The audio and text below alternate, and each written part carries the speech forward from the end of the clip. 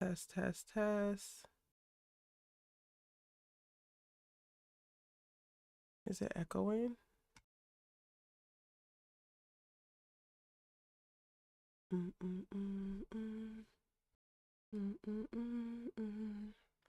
Where's my...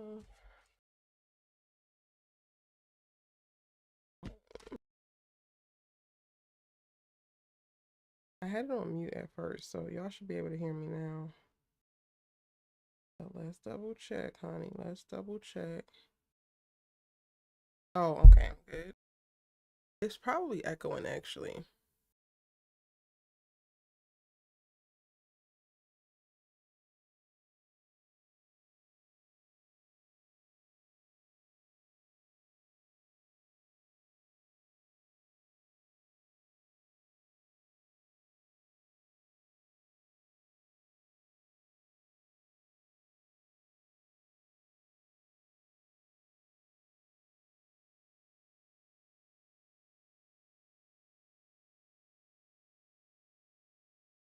Okay, so I'll switch to that. Now let's see.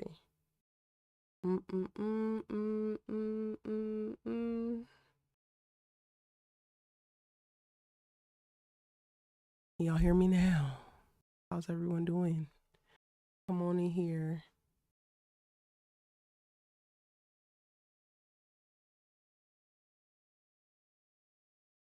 I'll switch to that.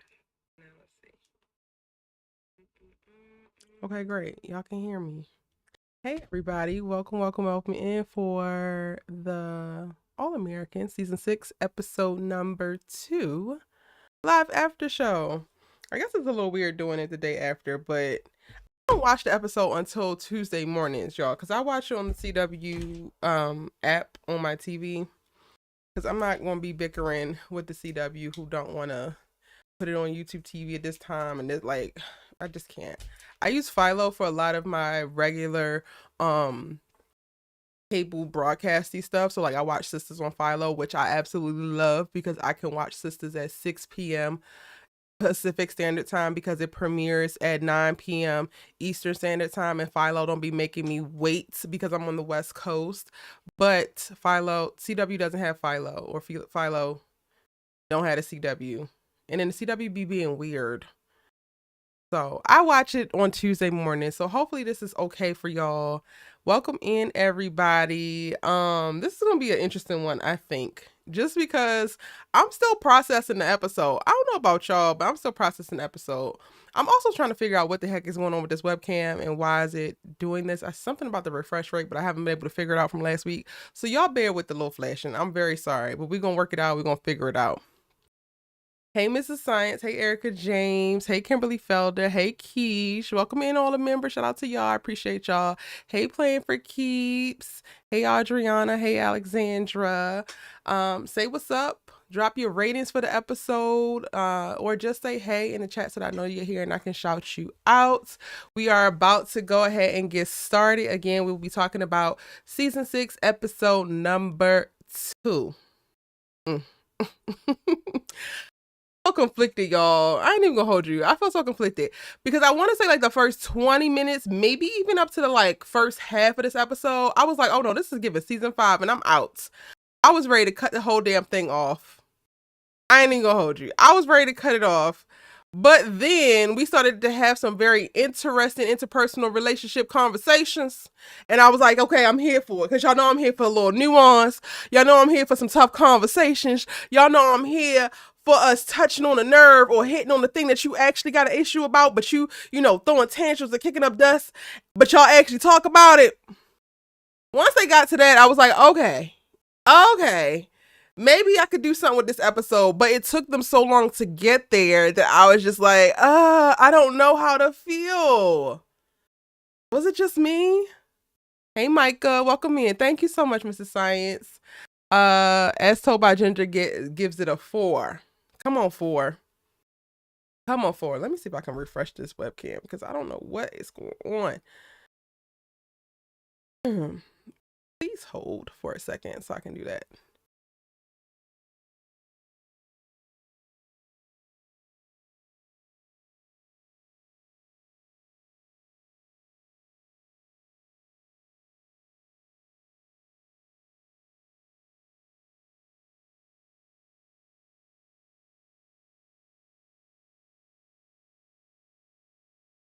Okay. Is that gonna help it? Hopefully stops it from refreshing the way it's doing. My bad, y'all. I think it might have worked. Drop y'all's ratings in the chat. On a scale of 1 to 10, how'd y'all feel about the episode? What you think about the episode? What you give the episode? Drop it in the chat. Y'all know this, they call Ashley they. No, did I miss it? Yo, okay, so I actually still owe the members their reaction, so I still have it for episode 1 and episode 2, which I'm gonna drop after this. Child, I'm trying not to do like editing on it, which slows me down, but there's some things I need to cut out because it's just a bunch of time that I don't want y'all to just be sitting watching me just stare at the damn screen. So I'm gonna put that up once I get done with this live. But those are definitely there for the members. And then I did do a breakdown for last week's episode. I just didn't finish editing it. So episodes 1 and 2 will drop after this as well. I had to go back and watch it a second time because I was recording my reactions. I got the hooping and hollering during certain parts and I had to go back and I feel like I missed certain parts. So they talked about Ashley in this episode because I completely missed that if they talked about Ashley. Like, when the hell did they talk about Ashley? My God. I don't know how to feel. I don't know what to think. I don't know what to do. What? They talked about Ashley. Mrs. Science says I give it a low grade 5. Alana gives it a 7. Playing for Keeps gives it a 7.5. Hyacinth gives it a 2. Please tell me how to pronounce your name so I can pronounce it correctly. Hey Dominic, welcome in, boo. Yes, Liv spoke about Ashley and said it's hidden on purpose. What did she say? You gotta tell me the word for word. Hey Aaron, welcome in, boo. What the hell did she say? Now I gotta go back to that particular part because I don't remember her talking about.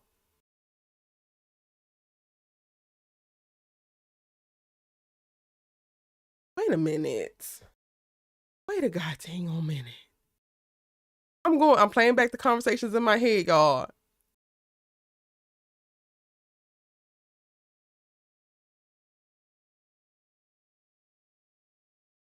Yes, go ahead and get your study on, Dominic. Kimberly Felder gave it a 6.5. Aaron gave it a 5. Shari P gave it a 6. Wait, I'm trying to remember the conversations that lived as she was responsible for getting the Baker story to the publisher. Oh. Wait, I thought it was her professor. I thought it was her professor. Now you're gonna make me go back and watch that particular part when she's talking about it. Peach gave it a 6. Yeah, I feel that. Like a 5 or lower. Well, maybe. I don't know. Specific conversations that I'm like, okay, this is saving the episode for me.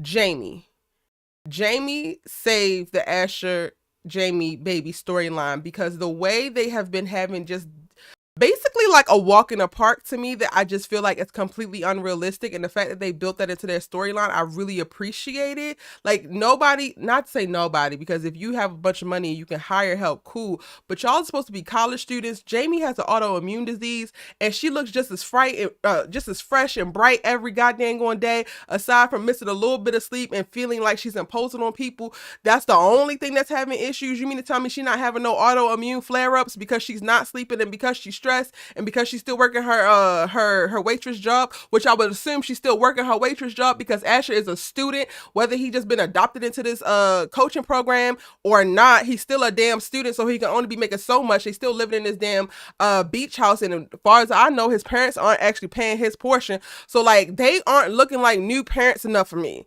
They literally just seem so fresh, so good. Asher don't look like he missing no damn sleep. He always got a goddamn smile on his face. So Jamie really helped ground their particular storyline, because I'm like, it's no way that y'all have a almost 1-year-old and you are teen parents, 20-year-old parents.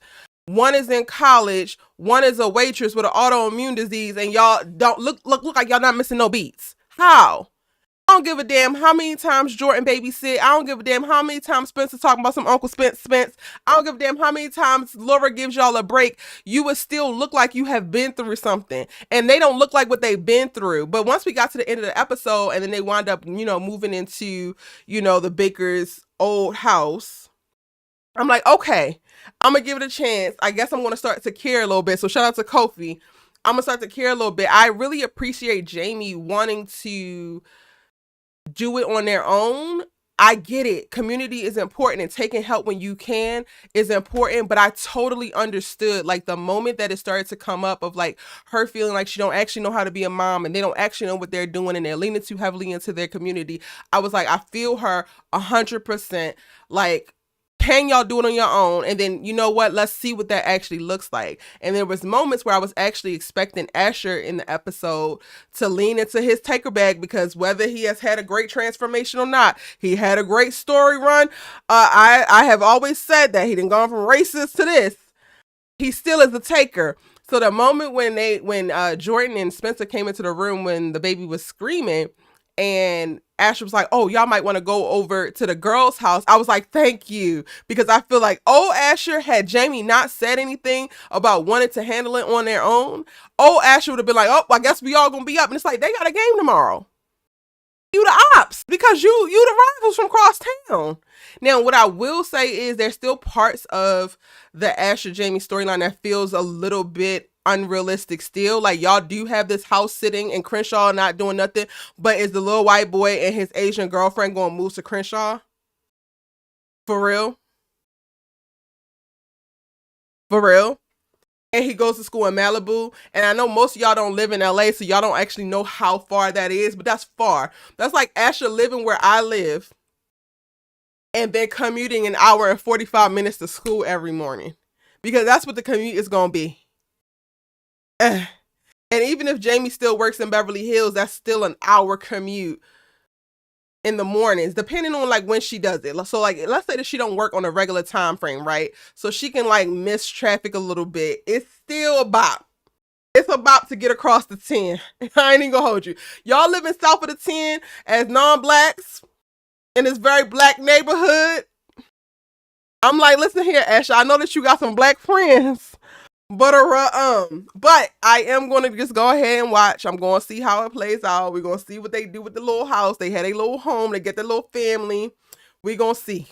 I'm very nervous for Jamie because Asher, again, he is a taker, y'all. He has been a taker. He has his moments where he has shown up and done some things for people and turned over a new leaf and tried to grow. But ultimately, at his core, he is a taker. And he was perfectly fine with taking all of the help that the community has given him up until now and to continue on doing so. So now that they're going to be out on their own and then again, living in Crenshaw, I want to see actually how he's going to lead their family, how he's going to make this work, how he's going to, I don't know, just make this work, I guess.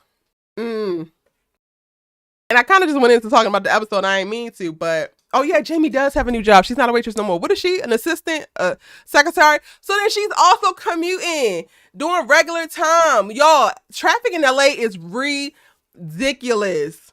Ridiculous. Like, I have acting class in Hollywood and I live in Southeast LA and it takes me an hour and 20 minutes on like off times of traffic, going against traffic just to, because I'm like catching the tail end when I have to go to class at 7 p.m. on Wednesday nights. It's crazy. Laura stays with the girls at the Baker Mansion. Let me see what y'all talking about.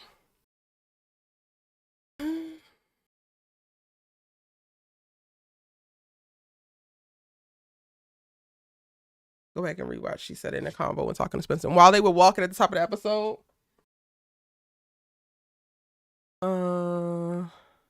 Hey, Lawrence Report, welcome in.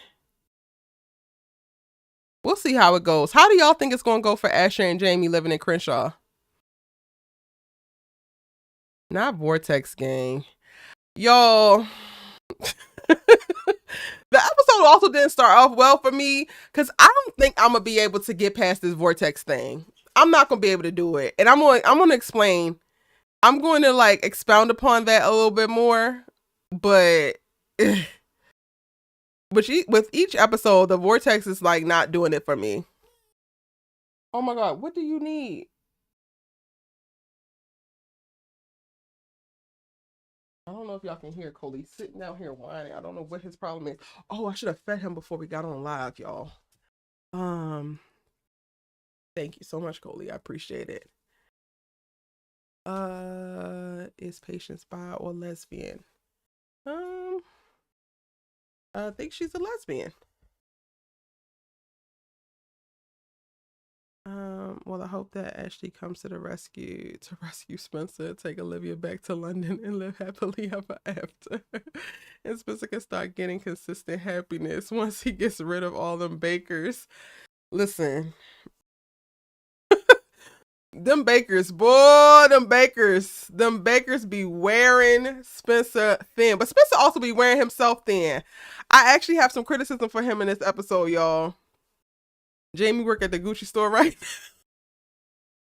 Y'all a mess. Um, Asher moved to the hood. Fake storyline. Y'all think it's fake? Y'all agree that it wouldn't necessarily work out? The Vortex is here to stay, Erica. It shouldn't be. The Vortex is going to be the death of all of them. Thank you, Serene. They all need to get their own place and be independent. I wouldn't say that. I wouldn't say that because college is when you would typically be in the dorm. So I think that it's not a problem for them to be bunking up and like living together and all of that. That makes sense.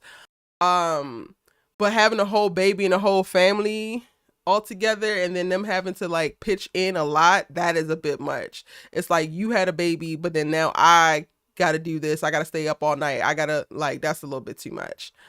Um, what's tonight's talking points? Are we going to spin the wheel? I don't have a wheel yet. I gotta get one. But in this episode, I feel like I don't even have like concrete talking points. There's 3 conversations that I really enjoyed, and the rest is just kind of like I'm looking at the episode like what is going on. Um. Oh, thank you so much, Dominic. I appreciate it. The Vortex is so annoying and non-realistic. You'll never be here for the Vortex friendship, Shari. I appreciate that because I'm in that same boat. Y'all, let me feed my dog really quick and I'll be right back. I'm very sorry, but he's going to nag me until I do this.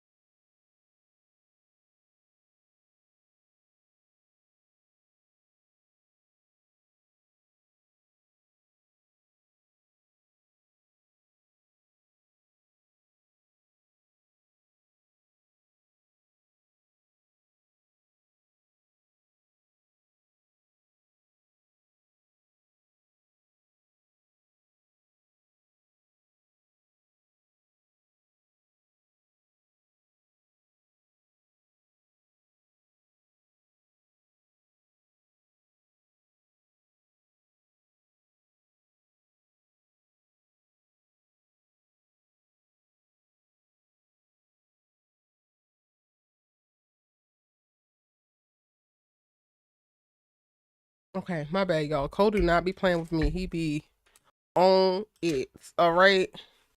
He do not be playing. He want us to stick to the schedule, and I gotta honor that. Okay. All right, let's talk about the Vortex.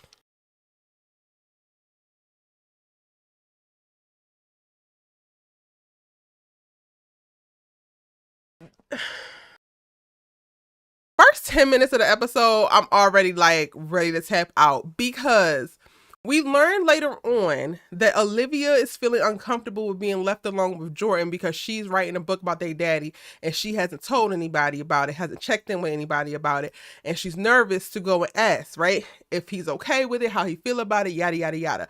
Spencer knows about this, but we don't know about this, and that's perfectly fine. However, we get to talking about Jordan planning this wedding, looking for wedding venues and wedding bands, and Layla is checked out, right? Layla is like, Jordan is looking for venues. I'm minding my business, doing my thug fizzle, all right? It caught me by surprise, really took me not out, but like I was like losing it. And shout out to the members, because y'all gonna see when I post this live reactions, y'all are gonna see exactly what my response was watching it for the first time. Because in that specific moment at the top of the episode, Layla says Jordan is picking wedding venues or viewing wedding venues. And then Jordan gets to talking about this because he's very much so invested in it. And Layla looks off straight like, oh, just get me out of here. And then they cut to Spencer, who is looking straight as well. And I'm like, are Spencer and Layla looking at each other? Is she looking for him to like help her out? Like, y'all know how you have like the nonverbal cues when you be in conversation and your home girl or your homeboy be in the same conversation as you, and then somebody get to talking about something that you don't want to talk about or you don't want to hear, you don't want to deal with. So then you look at them and you like almost like change the subject and like, oh, I felt like Layla was giving Spencer that. And I'm like, and then Spencer's looking back at her, and then Liv is sitting right here. I was just like, I can't do it, because that might not have been it, right? Like ultimately they were trying to play up the tension that Liv feels, which came a little bit later when, you know, everything started to disperse, and later made a joke of like, yeah, you shut the party down by talking about wedding venues, cool.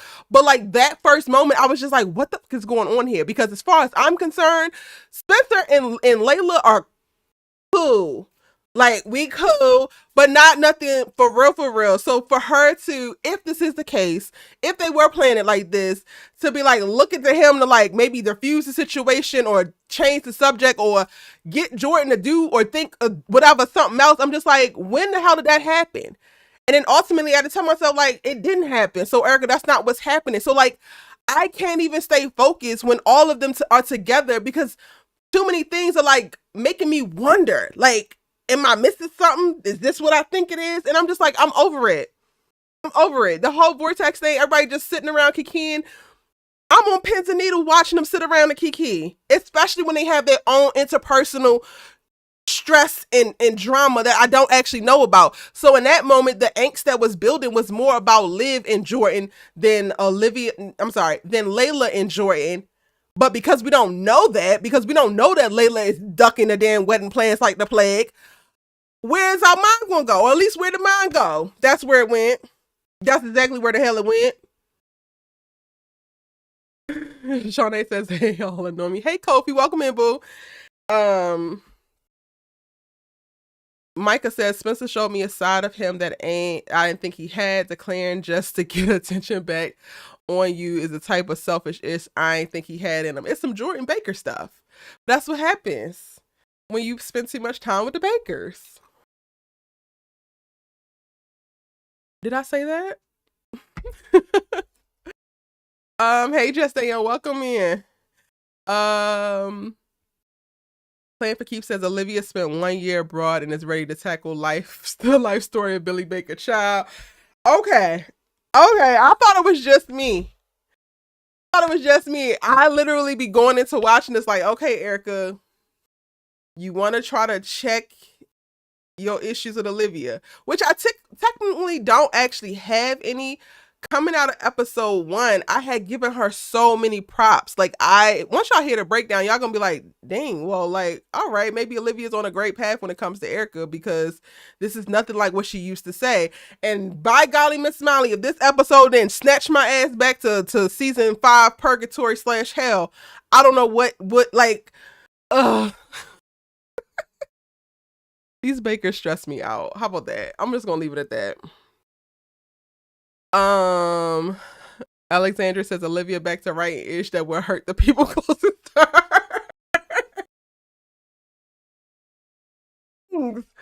All the things, y'all, and this is why y'all are my people, because did Spencer not start the episode off talking about all the media attention that he getting and what the media is not paying attention to?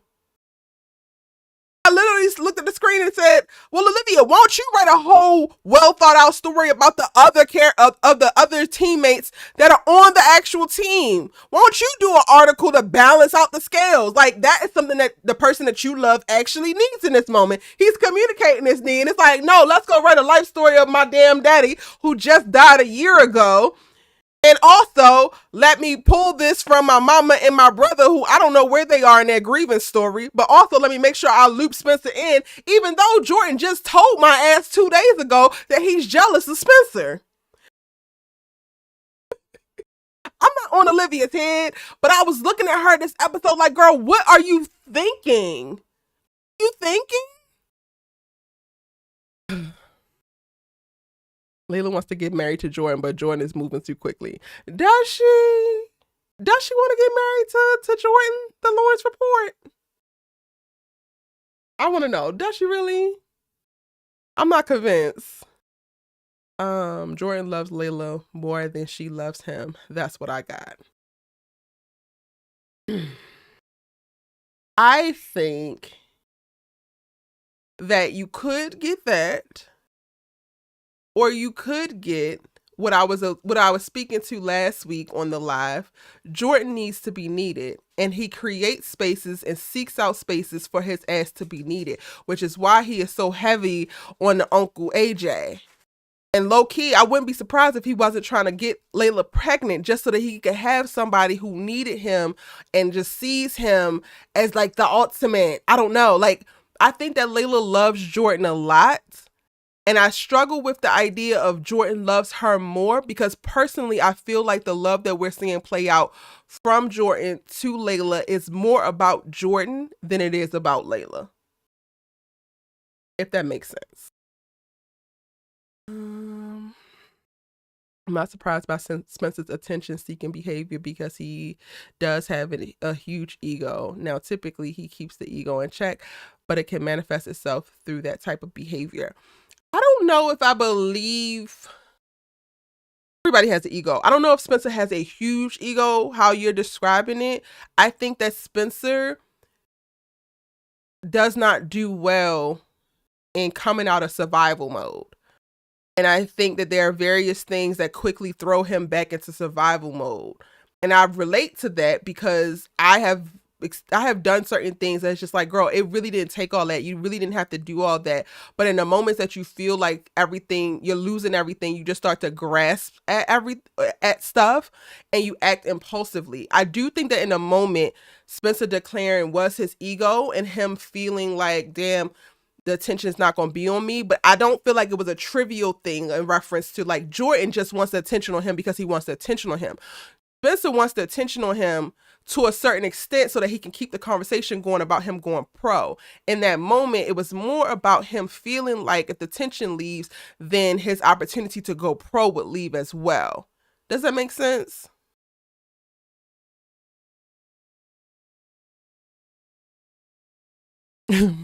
Max says if I hear them say Vortex one more time, I'm gonna snap. I'm gonna need Olivia to chill on writing a whole memoir, bro. Only been gone 1 year. If I'm Mama Baker, I'd be like, why are you trying to capitalize on your dad's death like that? See, okay. Can we talk about the mamas for a second? Because I don't know what the hell that they did with Mama Grace, but that ain't the Mama Grace that I know. And Laura, ever since Billy died, has just been going along to get along. I'm going to flow. And I'm going to correct myself because last week I said that Laura wasn't Patience's attorney, but apparently she is because she the one down at the damn DA's office pressuring them to not give Miko bail. I hate that storyline. Like, isn't she a professor? How is she also practicing law and trying to try this girl for attempted murder? But okay, this is weird. They also feel like they're not really being super clear on that. So I just wanted to go ahead and add an adjustment if I was wrong last week about her not actually being Patience's attorney. But I really feel like Grace is not the Grace that we knew, and I hate that for her. Like, I get it. Support Spencer and like call out, okay, are you just doing this because you know I want you to graduate? Him graduate is a very real thing. Like, it's not a trivial thing to be thrown away. And yes, as a young person coming into adulthood, navigating life, you have to do life on your own terms and figure out what works for you, what you want, and start to separate yourself from the things that society has placed on you and your parents has placed on you. I totally get that. However, Grace's whole little speeches this episode just felt so much like, oh, Spencer, you already know what to do. You got it. And I'm just like, you are still his damn parent. He's only 20 at most, which, side note to the little business bartender bestie who is making drinks, aren't these kids still under 21? Like, Layla, how did you get a liquor license? Like, random, but those are the type of things that take me out, y'all, because none of them are 21 yet. But okay, I get Grace wanting to be supportive, and I get the question of like, are you trying to avoid your dreams or choosing your dreams or going after your dreams because you're worried about how that's going to impact the people around you that love you? That's a very valid question. And he also does not need to actually declare at the top of the damn season. We just saw Angel Reese do her thug thizzle, didn't make it to the championship, but it's after it's over, she declared. Now we know that she's going to go into the WNBA draft after the season is over. You declaring at the end of the first game of the first, like, of y'all season back, even competing in any kind of real way, don't make no damn sense. Don't silence any other haters. Don't silence any other damn noise. Like Coach Kenny said, ultimately, now you didn't change the conversation. So we're not even having Heisman conversations. We're not having All-American conversations. We have it if he's good enough to even make it to the league now because you didn't declare that that's the main focus. I hate that for him. And I hate that his mama could not actually articulate that. She's too busy talking about, well, don't worry about what I wanted for you. It's not like you are one of the parents who are like living vicariously through your child. You have historically wanted the best for Spencer and have been the voice of reason and a grounded source of advice for this boy. And now all of a sudden, the well has run dry, and you want him to run head first into declaring at the top of the damn season. It makes no sense. In the space of he's communicating, his teammates and him are having a little bit of a division because media is separating him from his damn team. How the hell is him declaring that he's going to go to the NFL at the top of the damn season while everybody else is already looking at him and they looking like, oh, we the damn backup dancers in the Jackson 5? Why would that actually work for Spencer or for the team? And it pissed me off so bad that Grace didn't say that.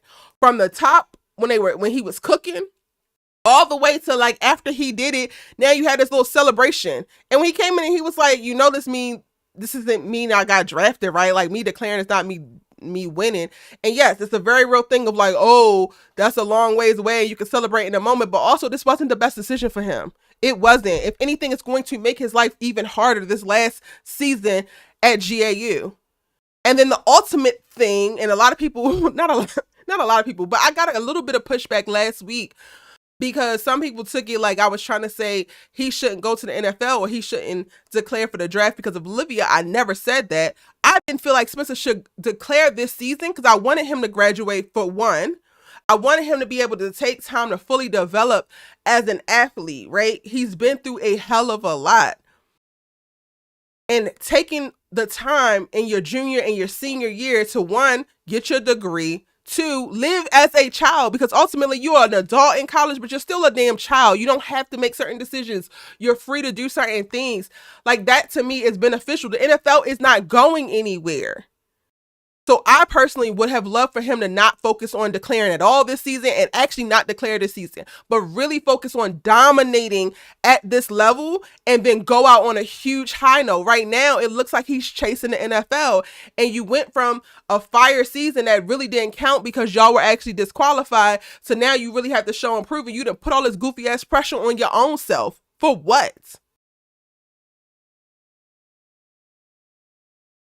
Yes, Spencer, I'm waiting. For what? Like, it makes no sense to me. But let me see what y'all talking about.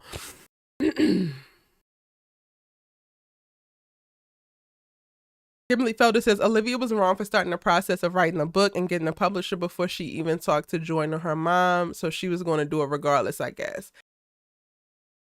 And I hate to say it, but maybe Olivia ain't really changed as much as she wants everybody to damn believe. Understood. Like, I do not, y'all know I do not be on Jordan Baker's side. Damn near ever. The only seasons that y'all saw me on Jordan Baker's side is when he was with Simone and he had a little bit more sense in those seasons. Other than that, I be on Jordan's ass. But when I tell you I had no notes for any of the smoke that he had for Olivia in this episode, except for the fact that he got his ass off of her neck too quick. I want you to feel at home here. You could want her to feel at home here and also want this hoe to include you in this decision about your damn daddy and not be so quick to rush and to do this because it makes her feel good, because everything is not just about her. You were not wrong when you said it. You were not wrong when you pointed out that she was going to do it regardless. Same old Liv. You were not wrong. And also, Layla, not too much, because this is supposed to be your man. And y'all know I'm not a Jordala lover. But when she was talking to Jordan and Jordan was like expressing his feelings and she's like, well, take it easy on her because she don't feel like this is home. I was like, home no more. But still, she should have asked somebody. She should have consulted some people because other people are grieving. She has to move with a little bit more self-awareness than this, because this is some bullshit. And then, like, not to say that Jordan's problems are her problems, but if you are really moving with a lot of intention, if you have changed the way that you say that you have, if you feel like you have full visibility around yourself and more self-awareness and more emotional intelligence and more effective communication, there is no way that you will sit your goofy ass next to Jordan and then tell him how you told Spencer first, after this boy has already revealed that he is struggling still with jealousy around Spencer. And you already know how he felt about your dad and Spencer. It just tells me that Olivia has not changed much at all. Her style has changed. Her hair's cut. She might feel a little bit more guilty for just going ahead and doing whatever the hell she want to do, but she's still going to do whatever the hell she want to do. And you know what, girl? I guess. God bless everybody around you that love you, because they finna go through when it comes to you. I don't understand. Like, I get writing about your dad makes you feel closer to him, but don't you got a journal? You done went off to London, found a whole publisher, been telling everybody all these stories about your damn daddy, and now you got a whole book deal, and you come back and spring that on your mama and your brother? Do you even know where they are in the grieving process with your father? Ciao. Kobe says a full circle moment for Asher, from asking Spencer for a crip walk to move into Billy's house in Crenshaw, his boo Jamie, and his baby AJ. Wow, never thought I'd see Asher in the hood. That is the writers making some stretch, because it's very unlikely.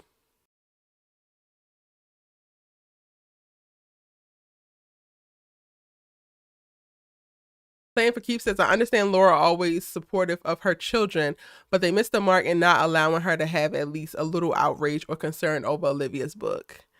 Yeah. And y'all, we are 1 year out from Billy dying. And Olivia's talking about she wants to write a real book. So we writing about when he cheated on your mama with Spencer mama?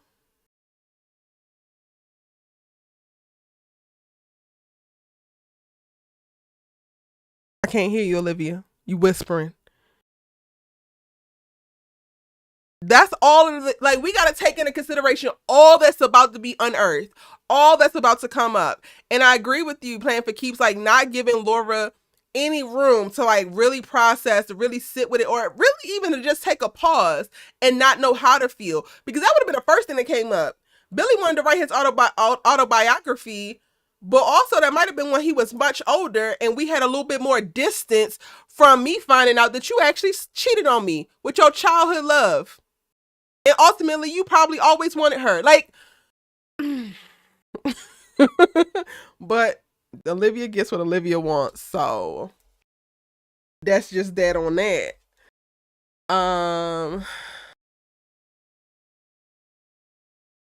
Watch Olivia is going to hurt a lot of people with her writing and get an award for it. Oh God.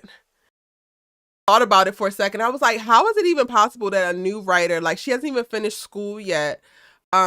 She does have the article in her, you know, that's her byline, and she did win something for that. But I'm like, how did she even secure a deal being so new? But Billy's name would be something that would definitely sell since he was a former NFL star and died suddenly, like saving kids on a bus. So that makes sense.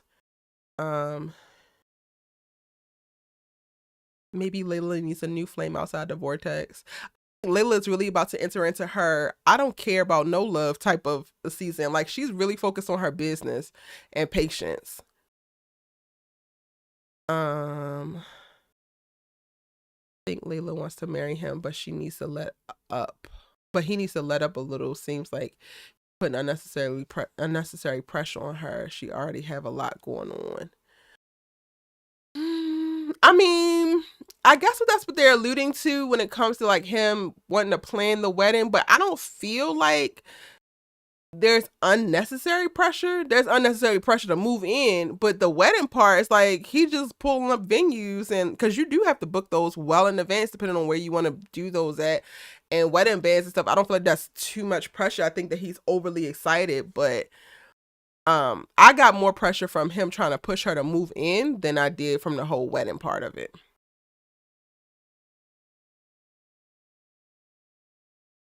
I feel like it would be more pressure if he was like trying to speed up the timeline. So that's what's ultimately making me feel like she's not going down this aisle with this boy. Because if him just looking at wedding venues is rubbing you the wrong way, girl, do you want to get married?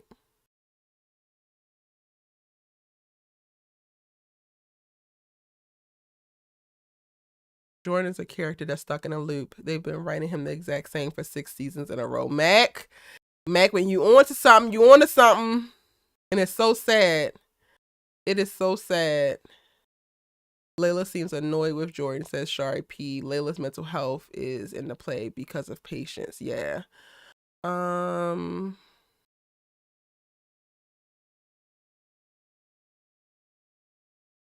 Micah says she wrote the book, talked to Spencer, and had publishing deals, then decided to go tell her brother, thinking he was just going to be okay with it after the article. Textbook Olivia Baker. Selfish. She is selfish at times. And I had high hopes, y'all. From episode 1, I had high hopes. Like, oh my gosh, she's about to start sacrificing herself. Nope, not too much, Erica. Don't get too hopeful. Adoba. Adomba. I'm so sorry. Said, I feel like Layla needs to let it all out because she clearly not season 1, episode 1, the all bubbly personality. She keeping it all in. Damn, talk to someone. I think she is holding some things in. Y'all think that she wants to stay at the Baker's house to stay close to Patience? I think that she don't want to move in with Jordan. It's too much. Like, one of the things that I found myself saying while watching this is like, these kids be in a rush to the end of their lives, and I don't understand it. I really don't understand it. If you're going to be with this girl for the rest of your life, what is the rush? Y'all are 20. Relax. Y'all need to move in right now. You need to get married right now. You need to have like, what are y'all doing? You have so much time. I get it. Life be short and we don't have as much time as we think we have. We could be gone tomorrow, but also not too much. Relax. Calm the hell down. Everybody calm your coochies because it's too much. Now y'all want to move in together, Jordan? You still get an allowance from your mama. Ain't nobody moving in with you.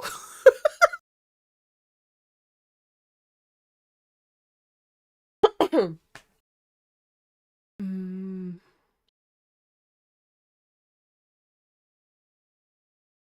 I need someone to go off on Olivia because her writing is on everyone. Go back and watch my previous videos. I went off on her for the last 3 seasons and got bullied and harassed because of it. I don't really have a ton of energy for Olivia Baker this season, if I'm gonna be honest with y'all. I'm watching her, but I'm not giving her too much. It is triggering her depression and she pushes everyone away when she gets in that place, but they will work it out. So you think that Patience is triggering her being distant from Jordan? No, Jordan is just too damn needy. And he needs her in ways that she don't need him. Like, he needs her to need him in ways that she don't actually need him, and that's too much. Dan Golden says Olivia writes one English paper and gets a publishing deal. And guess what? Basically, is a Pulitzer Prize in the first article she ever wrote. No one in history achieved as much success with as little effort.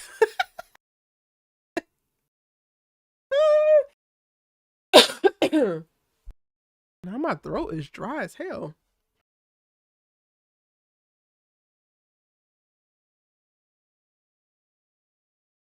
I don't even have any more reholders. Hold on, y'all.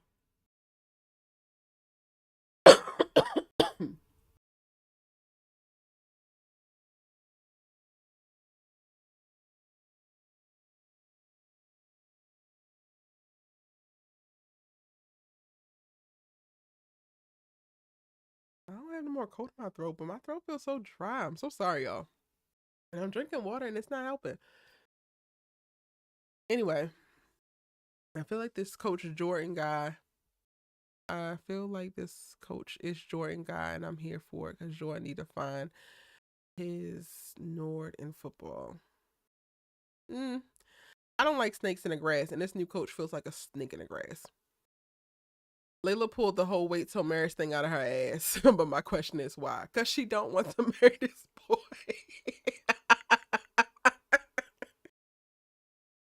She pulled it out of her ass because she don't want to move in with this boy and she don't want to marry this boy. She wants to just be where they're at. That's another thing. Y'all are rushing to these other huge moments in your life that you're missing being present in the current moment. Like, can we be here? Can we get through college? Can I launch my goddamn lounge and get my damn record label really standing on 2 feet? Can I please? Can I live? Erica Spencer is doing the same thing. Remember when a coach at his first school quit and he just shut off and said, I'm not here no more. I feel like at GAU now, he's in the draft. He don't care no more. He don't have no choice but to care because if they have a losing season, his prospects in the draft drop. He has to have a successful season. He needs this team to be on a tip top because it's the deciding factor of whether he gets drafted 1 through 5 or he gets drafted in the 3rd round, number 62 or some bullshit. I don't even know how many they got, but he needs to win this season, so he can't not care at this point. Had he not declared, he could have left that anonymity. He could have been anonymous in reference to the decision, so people would have been wondering, but he would have had the freedom to just play. And if they had a horrible season and he had not declared, then he would be like, I'm just coming back for the next season and we're going to get better next season. But now he'd have put himself in a trick bag and he don't have no choice but to care. Congratulations, Spencer. You played yourself.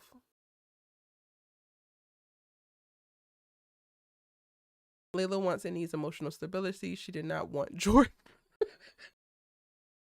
Science, you were like reading Jordan for filth today. Anyway, you said Layla wants and needs emotional stability. She did not want Jordan. She is with him because she feels comfortable with him. She also wants to be with someone that Olivia can't take away. Whoever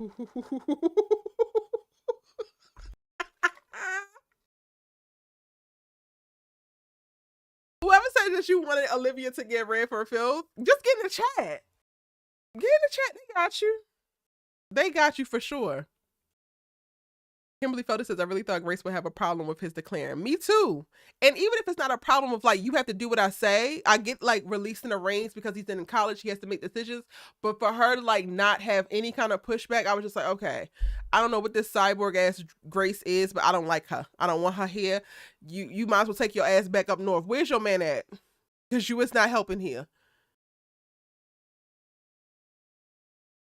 Just shows that Spencer don't have no good advisors. Coach Kenny, I guess.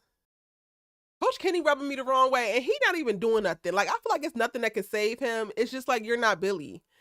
And I don't know what it is that they need. This new coach, ain't it? Like, I don't know if they need to bring somebody else in, but I'm not feeling it. I kind of was feeling Morris, but like, he's gone. Wasn't he the president of the university, or he was just the athletic director? But he been gone. Like, I need somebody who got some raw energy. Coach Kenny, I'm sorry, you ain't giving it to me. And you letting this little new coach run amok. You need to check his ass yesterday. Who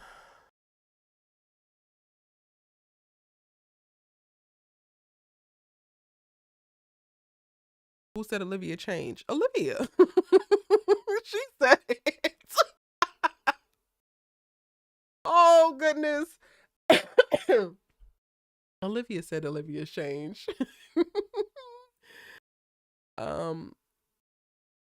Kimberly Felder says, after the first episode, I saw she really did not change. Maybe a little more independent, self-aware, but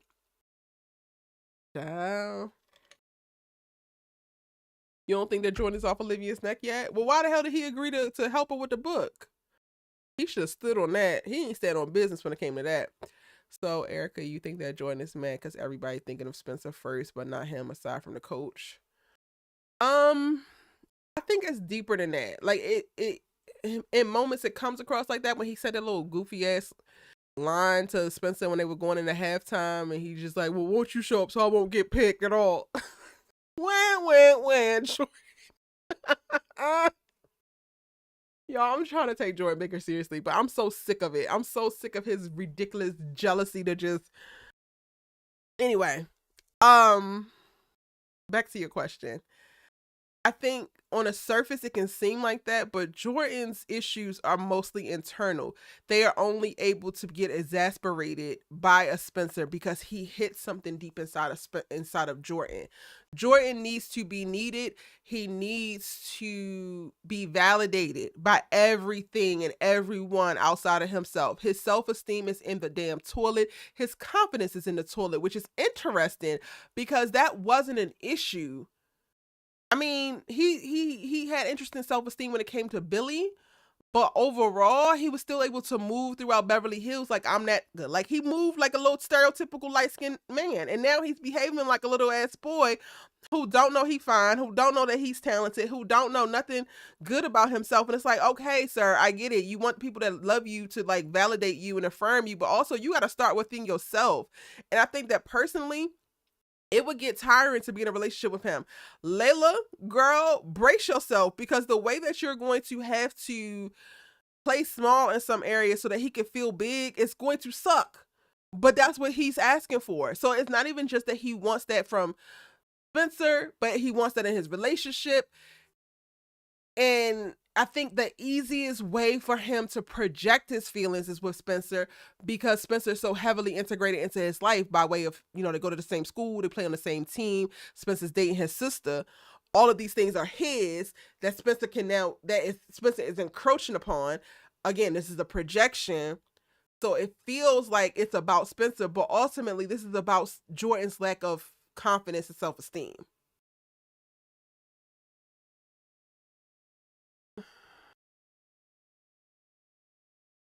He says, why didn't she mention the book to her mom when Laura visited her during Easter? Why? Why didn't you mention it, Olivia? That's a great question, Keish. Erica James says, well, you are a queen of characters, forgiving characters like Linus if they apologize. Did she say sorry? Did who say sorry? Erica, you gotta give me more context, especially when you coming for me, honey, because I'm like reading everybody's comments and I'll be going from one thing to the next, so I don't know what you reading me for. What did I say?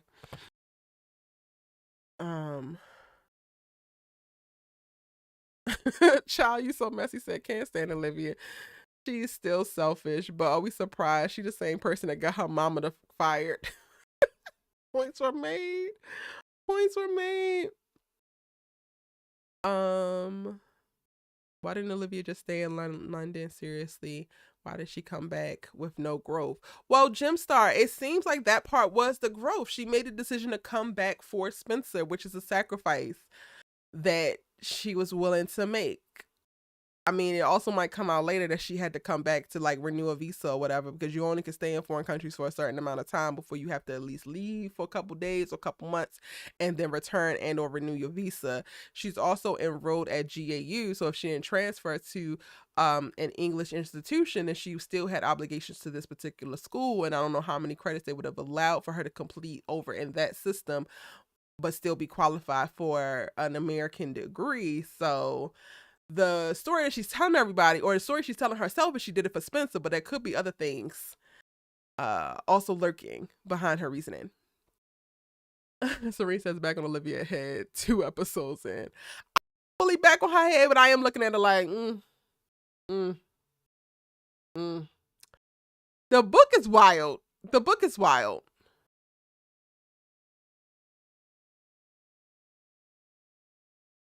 Dominic yells, "Spit out your water. Don't you got a journal?" Listen, that's what the journals is for. Plan for Keep says, I know it's not the intent, but everyone's feelings take a back seat and get dismissed when it comes to how Olivia feels about something.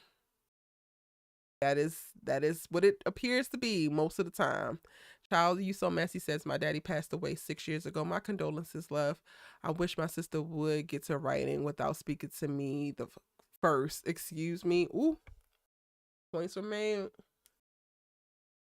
Points was made. Toby says, I don't really have an issue with Olivia wanting to write a biography about Billy. Might be part of the healing process. Jordan needs to get over his jealousy over Spencer, who is a better player. I think that, again, Jordan's jealousy with Spencer, while I'm annoyed by it, and I think that he needs to pick a new damn struggle, because it's rooted in something more internal, it's never going to go away until he deals with the real issue. And again, Spencer is just the easiest thing to blame and or project these feelings onto, because he touches so many different points in which this affects it. Olivia did not help in telling Jordan that she spoke to Spencer about this book before him. Like, why would you do that? And it's his daddy. I can understand, like, I don't agree with all of Jordan's decisions, but I can understand how he feels in that moment. Because, girl, yes, daddy loves Spencer, but he ain't his son. I'm his son. Child. Hey, Tony B. Arn, welcome in, boom. Kimberly says, NK says she's throwing the same issues at them again, and they're supposed to handle them differently, but we will see. Already off to a bad start. Child. I am nervous. She don't want to move in with Jordan. Nope. Who is paying for the damn beach house? Laura. She got to be, because JJ moved out. He was paying most of it. Why does she even need to move in with Jordan? That's the question. That is the question. They aren't even married yet. They can still be in a committed relationship living separately. Yep.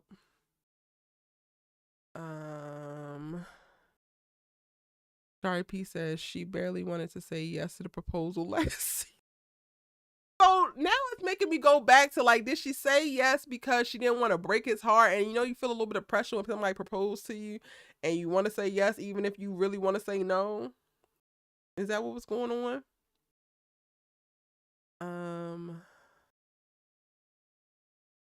Plan for Keeps says, I don't think that Layla should string Jordan along if she doesn't see a future with him, though. They are 20. They are 20. Let me say it one more time. They are 20. I really had to check myself when I was watching this, because I do remember being in college and thinking, like, once I got out of college, I was going to get married immediately and I was just going to start busting out babies, right? And now that I look back on that, I'm just like, girl, you had lost your goddamn mind. You were 100% bonkers, and it's giving redirection. Shout out to the Lord for not allowing you to have what you wanted to have happen come true, because you were damn 18, 19, 20, and 21 years old. Like, I literally thought I would have 3 kids by 23. Why? Why? So in this moment, I don't know if I'm bought into the idea that Layla don't want Jordan at all. But she don't have to decide now that this is forever, and forever has to start immediately right now. Be in the damn moment. Enjoy your life. Be present. Take it all in. Everything. And your life is more than just your relationship. So if your relationship is forcing you, especially at 20, to make decisions that sequesters you or squelches your spirit and your ability to be able to express and admit and to be present in the rest other parts of your life, then your relationship needs to go. Because no, she is a multi passionate business owner, entrepreneur, and a child still. Like, let's be clear. Layla has been a responsible girl for quite a while, living on her own because her damn rich ass daddy be traipsing around the world. But also, she's still a child like the rest of them, figuring this out. And Jordan trying to usher her ass into barefoot and pregnant married land simply because he just deeply needs to be needed. It's just like, sir, get a therapist and get out of my face. So no, I don't think that she's leading Jordan on. I think that she's 20 and they're dating. And that's where they need to leave it.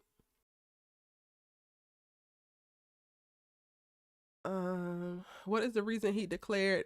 Did I miss this? He declared because he allowed his ego to get the best of him, and he immediately jumped to a place of, oh my God, there's no more media paying attention to me, which means that I won't have the looks of the NFL. So if I don't get them to pay more attention to me, then the NFL will not look at me. Basically, that's what I took it as. A lot of people are saying he just did it specifically for the shine. I don't think that. I think that he's literally correlating these two things together. He literally correlates the media attention with his potential success with making it to the NFL. Kofi says if Layla didn't want to get married, she said yes. Will there be angst? Yeah, but ultimately, I think they work through it and be fine. They will not be Spencer and Olivia in their first relationship. Huh? I don't understand what that means. And people say yes all the time and don't get married. Kofi. I don't understand what that last part is. Neither Spencer or Olivia are the first relationship for one another. Or the first time that they got together. Is that what you're saying? The first time Spencer and Olivia got together? Which, if that's what you're saying, I don't know. I didn't compare them to that. So I don't know where that comparison came from. Am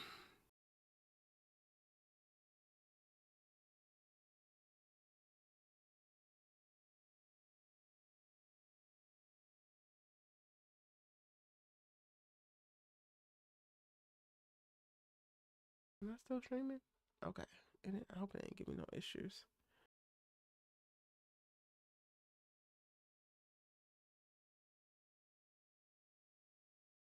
Unable to write.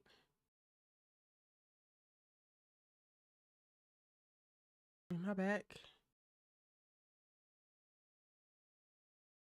Sorry, y'all. My OBS crashed for a second. Am I back? Oh my word. Oh my word.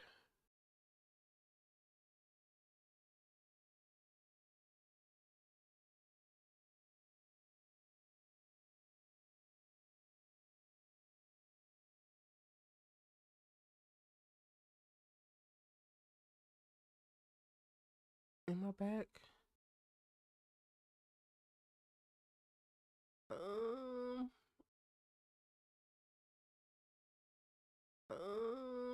I think I'm having issues. Sorry, y'all.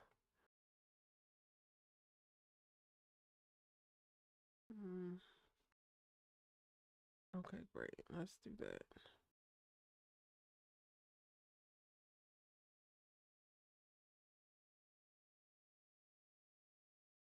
we back? Are we back? Are we back? I think we're back. Yay. Yeah.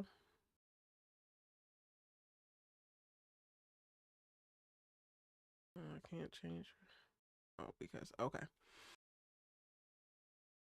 Let's start recording. Okay, great. Sorry about that, y'all. Let me see what else y'all are saying. Spencer is doing the same thing as season 4 when he has a new goal he checked out from the previous. Can you expound upon that? What you mean? Tony B. RN says, low key, none of them changed. It's been a year and a half, and they all are in the same place that they were in season 5. I would disagree. Coop seems different. Coop seems very different.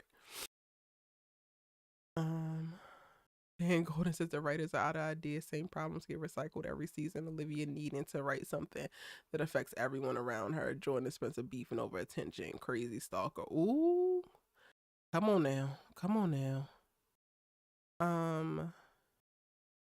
Not to mention Olivia seems to find herself every season. It's all played out at this point. I cannot. Y'all are reading the series for filth. What is Coop doing this season? Was she in the episode? Yeah, she was in the episode. She is holding Patience down, which I think is being a really great example for how you can love somebody without needing to make them your boo and be bumping uglies immediately. Like, Coop is holding it down when it comes to Patience, and I appreciate it, because the rest of them are trying to rush people down the damn aisle, trying to get people to commit to stand across the pond, and like, y'all, just love each other the best that you possibly can, communicate, and go for yours. This is the time in your life for all of you to go for whatever the hell it is that you want personally, not go for another person. Focus on your damn self, please.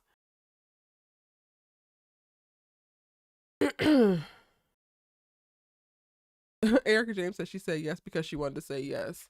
Erica, I understand that you love Layla down. I love Layla as a character as well, but I think that it's a bit ridiculous to assume that every time somebody says yes to something, it is because they actually want to do it, and they're not, especially if it's a person like Layla who has perfectionism and people pleasing in her history. So I personally can never agree that she said yes because she absolutely wanted to say yes, especially when she's behaving the way that she's behaving now at the thoughts of something 2 years away. That's no shade to her. I personally think that she needs the space to just be. Maybe she needs to also leave LA as well, because god damn, the pressure to be what other people want you to be when all you're trying to do is be what you want to be is too much. It's too much. Remember season 1 when the plot of the whole series was Spencer needed to get out of Crenshaw for his safety, education, and to better his life. Now everyone and their grandma are moving there.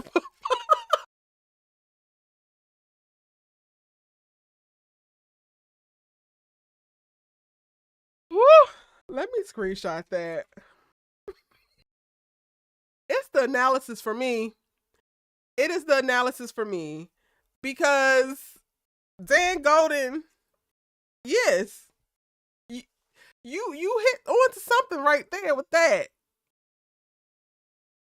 Bodies was dropping in Crenshaw when we first entered into its borders, and now we got Asher and Jamie moving there, setting up shop. Ciao. Tony B. RN says sometimes it's easier to speak about hard topics to your spouse that understands you than family who may judge you. Spencer really doesn't have a horse in a race. It's just easy. In reference to what, Tony? I don't know what you're referring to in reference to this. I agree with what you're saying, but I don't know what you're applying that to. Hey, Chanel, welcome in, boo. Yes, y'all like the live for me, pretty please. Give the live a like. It's 47 of y'all in here right now. We had about 80 something. We're just cycling through. I'm gonna need to see at least 40 likes. Pretty please. Mrs. Science says Layla is just happy that she's finally with someone that Olivia can't take from her. Hate that, y'all. Like, I hate that can even be a part of the conversation. And while I don't know if that's what she's leading with or thinking, I can understand again how it comes up in conversation. And this is just another notch into the vortex should not be a thing belt. Because if that is something that is motivating her subconsciously, why? Why would you want that? I am a firm believer that Jordan and Spencer should not be friends. You cannot be friends with people who want to be you. I will not stop saying that. I just won't, because it's the truth. And if Layla is being pushed by committed to a relationship with a man solely because it's the safest man she could be with and not have to experience Olivia encroaching upon that, they also need to reconsider their friendship. Because are y'all really friends? Child, you so messy says Jordan is a clown. He has to be Captain Save a Hole. That's why after Simone lied about him being the baby daddy, he stayed with her and they had the nerves to get married. He attracted whoever needs help.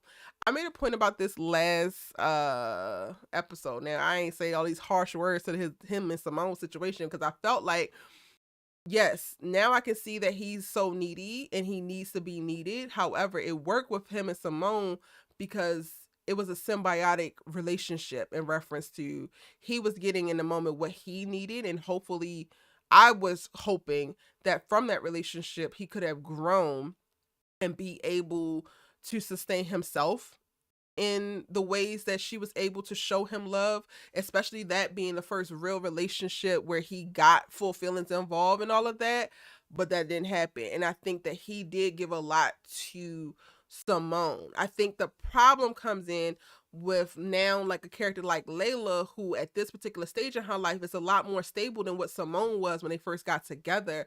So like you still are the same Jordan who needs to be needed in these certain ways, but she don't need you in these ways. So you're going to put her in a box where she now has to create holes for you to fill because you're unsettled with not having any holes to fill in her damn life because it's not enough for you to just be her partner and stand next to her.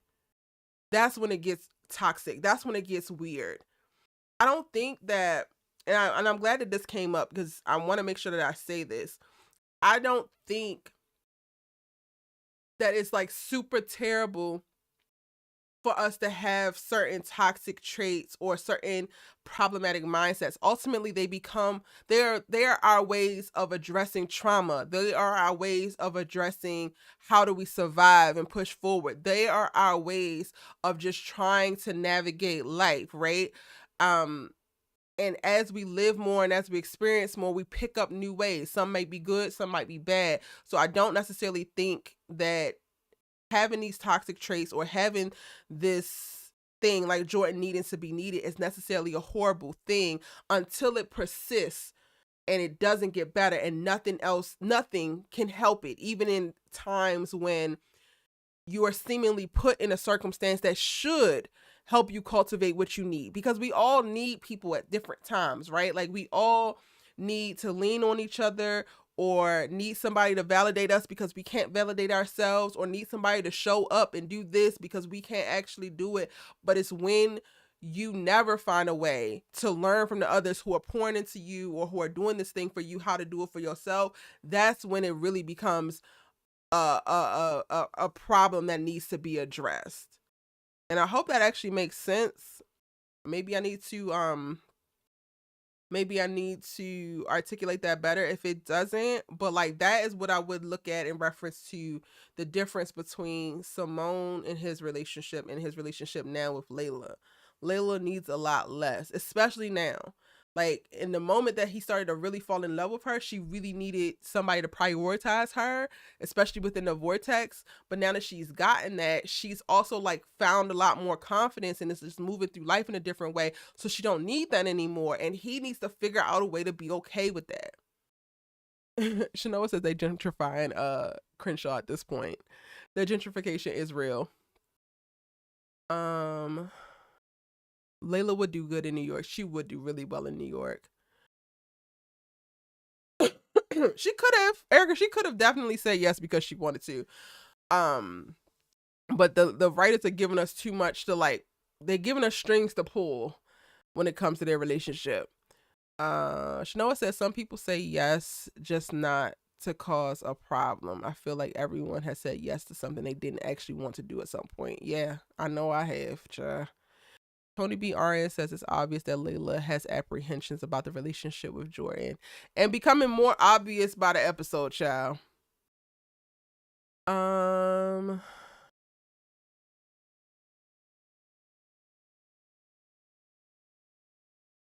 Alana says, I definitely feel like Layla will change her mind even if she did say yes because she believed that's what she wanted. I think she will eventually regret it because she has other things she wants to do.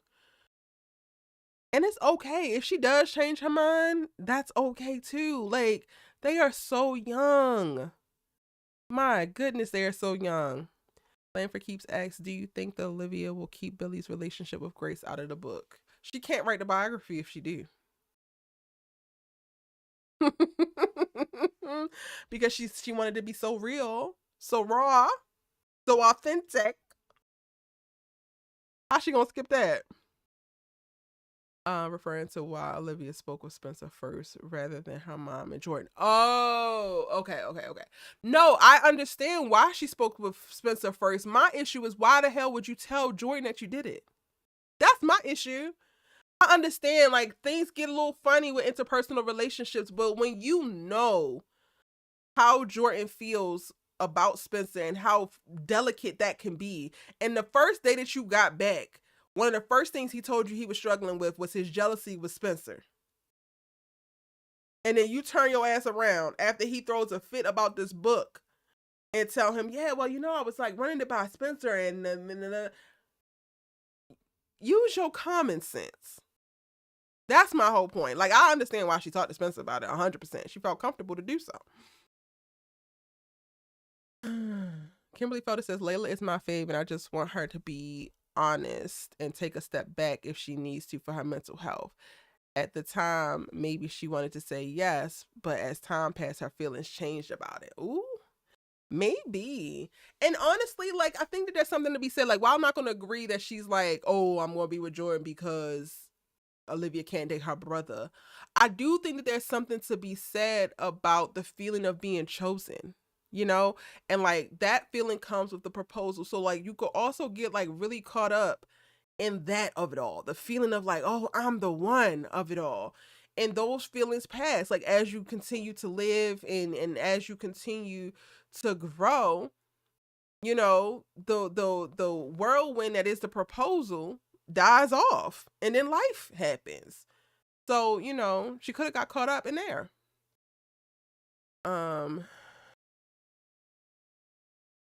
I think Layla's business partner likes her. I don't understand her business partner and I don't trust his ass. And part of it is the colonizer up in Crenshaw, but then also the other part is like you serving alcohol to minors. And then the other part is if you're supposed to be this playboy billionaire, got all this money, why are you spending so much time here? You ain't got no other businesses. Why are you here day in and day out? So I don't know either. He might like her because he's spending way too much time at Layla's to be this highfalutin rich man who got tons of investments. You here doing a damn liquor order at Layla's in Crenshaw? That's the best use of your time? If you say so.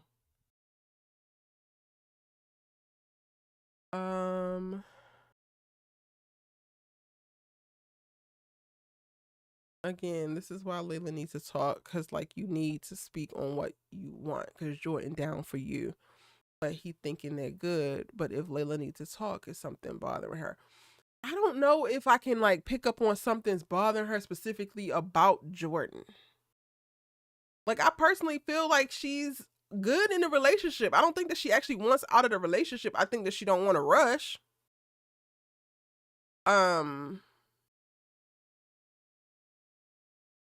And I don't think that they have to. Like, that's what I just keep coming back to. These kids be in a fucking rush. Like, y'all would think that they was running a 100-meter dash in the Olympics with every single problem that come up. They got to immediately just bolt to where they feel like the finish line is, not realizing all of the meat and potatoes of life is in the journey. It's not in you arriving at a specific destination. So I'm trying to figure out, like, you made a comment of she needs to talk to Jordan and get it all out. Like, I'm trying to discern what it is that she's not saying, aside from we need to slow down, which she's kind of saying in so many words. It wasn't just haters saying that they would never happen, because I don't feel like I'm a hater of Jordala. I just feel like the way the writers did it, it just didn't make no goddamn sense. But I would not call myself a Jordala hater at all, Erica. Everybody who dislikes something or don't actually agree with something is not actually a hater. Some people just don't see it.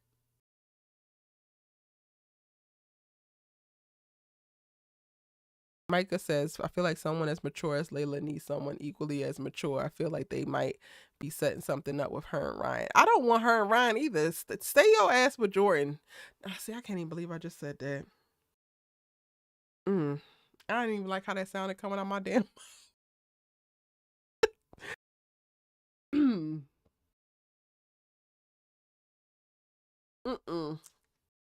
Ryan is a no-go. Ryan is a no-go. And I'm also like, of the camp, y'all, they cannot just keep throwing penises into the damn story and now all of a sudden the women in the story gotta fall for it. Like, I'm over it. Layla is a very beautiful, accomplished, intelligent, successful young woman. She do not need to like everybody who likes her. She just don't. And that's not realistic. Especially if I'm picking up on like who I believe Layla to be, right? Like, Layla gives me the type of girl who, once she's in a relationship, she's focused on that relationship. She's not looking at anybody else. Even if that person would have been her type, or that person seems interesting, or that person seems cool, when she's in it, she's in it. So Ryan is like a non-factor, regardless of whatever feelings he got going on. Whatever his feelings is his damn feelings. And I ultimately don't want to see that at all. At all. There's nothing about Ryan that reads, this needs to happen. I don't give a damn how much money he has. I don't give a damn how great he is in business. I will thug it out with Jordala before I root for her with Ryan. And why? I hate that how that sounds, but that's how I feel.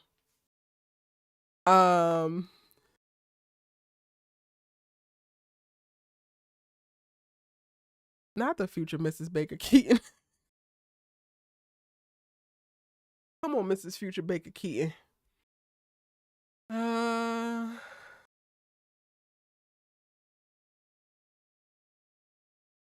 Someone said in one of the chats that Jordan is pushing to get with Layla because it's going to be revealed that Simone chose Damon and that hurt him.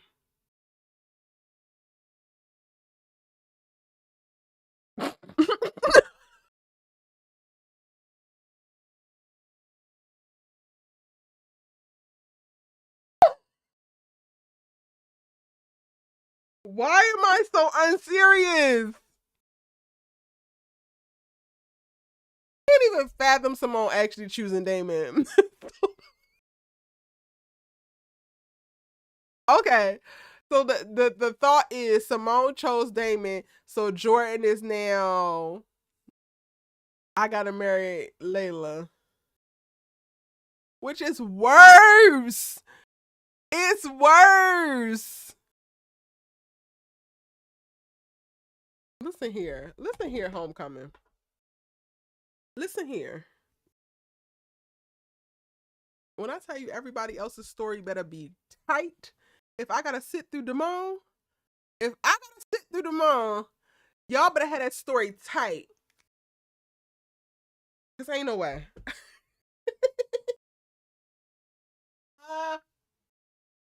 I can't. Okay, whatever. Oh, I'm not talking about you. The one who keeps saying she dated Jordan, so Olivia sloppy second fetish back. Okay, well, y'all work that out in the chat. Just keep it on the playground. Please keep it on the playground.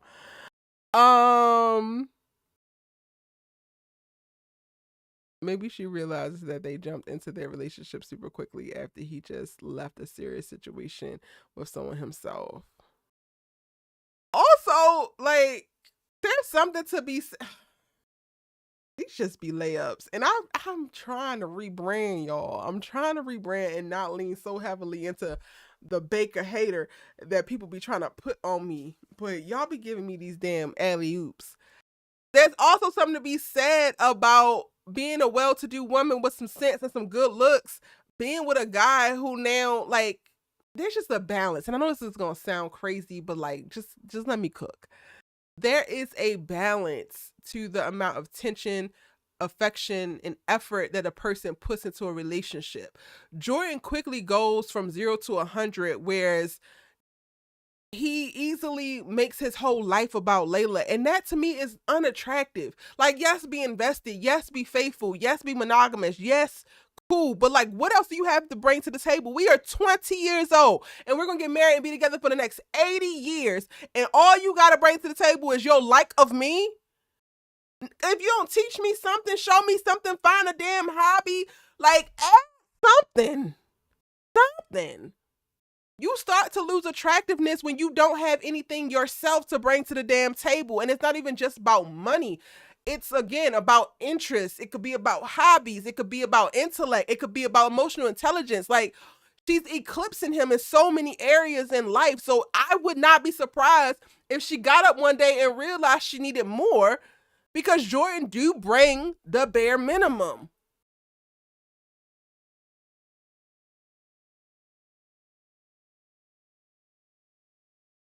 Y'all can argue in the comments about whether he brings the bare minimum or not, but I said what I said. Now Jordan don't care about Simone. There was a time where he did, so like not too much.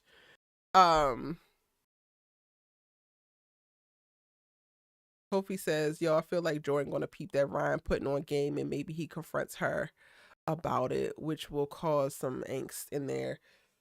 That's the reason why he's there, and it's not for the business guy. No.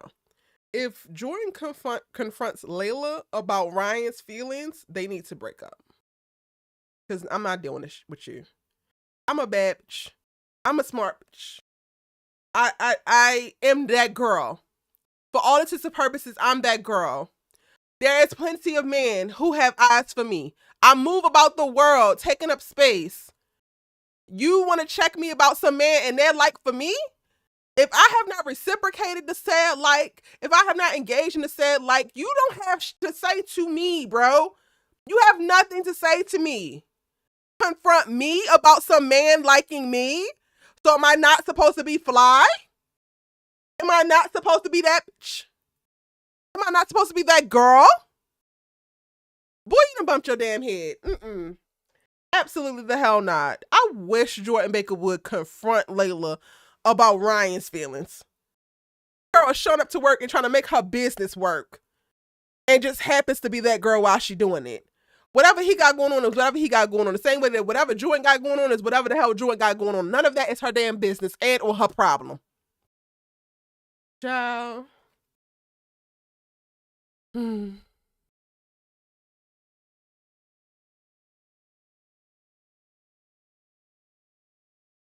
Playing for keeps. Listen here. Playing for keeps and playing for keeps, sister. Stop choosing violence in my chat. Here. Stop choosing violence in my chat. But I'm going to read it because you know what? I'll be choosing violence too. Playing for keeps, sister said, I think Layla would be a good match for the new GAU, a analyst coach.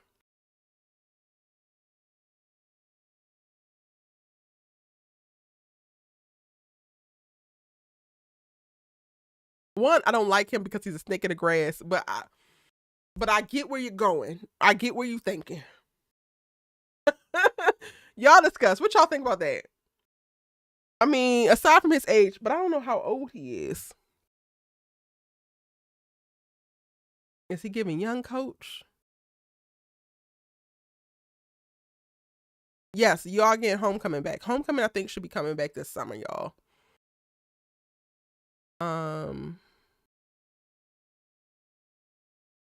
Micah asks, if Jordan and Layla do break up this season, which I think they will, who's initiating it? Who do y'all think is initiating a breakup if they do break up? I hope it's Layla. I hope that Layla don't let that boy break up with her. Because, well, that just sounded so bad. You know what? Yeah, I don't care how it sounded. Simone is picking Lando. Lamoners up. Lamoners. Micah, y'all gotta come up. Lamoners. That's y'all's name for real? Child. Simone is no longer Jordan's concern at all. At all. Child, you so messy, said facts, laugh out loud. Jordan don't even have a hobby. He ain't even like Jordan plays boy obsessed very well, but he's a huge pushover in a relationship. Layla says jump, he says how high.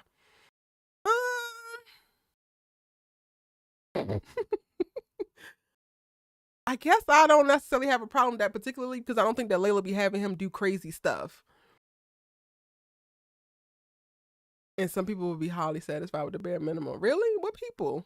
I don't know them. Damon is going to be recurring next season. She did not choose him. We don't know that for sure, Brooklyn. I was saying that, but we don't know that for sure, child. And Olivia's soulmate is Wade. Y'all are so unserious. I know that was a joke, Erica. Not you can't stand Damon. Not too much now. Not too much. So if the roles are reversed, you feel the same way? I'm just asking. Kofi, am I just asking, like, if some lady was like pushing up on Jordan or like Jordan, not even pushing up, because I don't even feel like Ryan's pushing up on.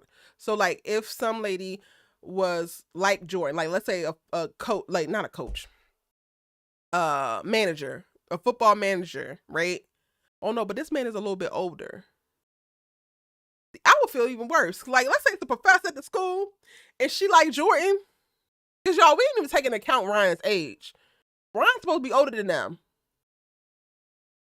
Yeah, we had the same thing. If Jordan is not giving this lady any grounds to stand on, if he's not flirting with her, if he's not initiating anything, Layla don't have shit to say to this boy. He's doing what he needs to do, not engaging. But he is a little light-skinned lover boy with all this extra on top that y'all know I love, because Michael looks amazing this season. Like, Michael looks freaking great this season. He can't help it. So yeah, if the shoe was on the other foot, yeah. She wouldn't be able to say to him either until he crossed the line. If Layla crossed the line, then there would be something to say, but Child, you so messy said that Layla would initiate the breakup. Erica James says they're not breaking up. Dream about flowers. Chanel says, I don't even know what I think about who Simone is going to pick. I'm trying to be open to everything. Child, we don't know what these writers are going to pull out of their hats, honey. Kimberly Felder says, I think it will be Layla to break up if it happens. Sando and the Bando. That's y'all's name. Lamoners is not going to work, but Sando will work. Sando is going to have to be it.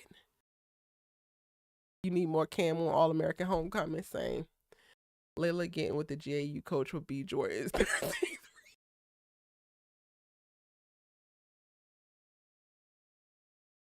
Wait, nobody ever addressed what I started with. And like, did y'all see Layla and Spencer looking at each other at the top of the damn episode? Was I the only one who saw that? Because y'all just let me say it and then nobody said nothing.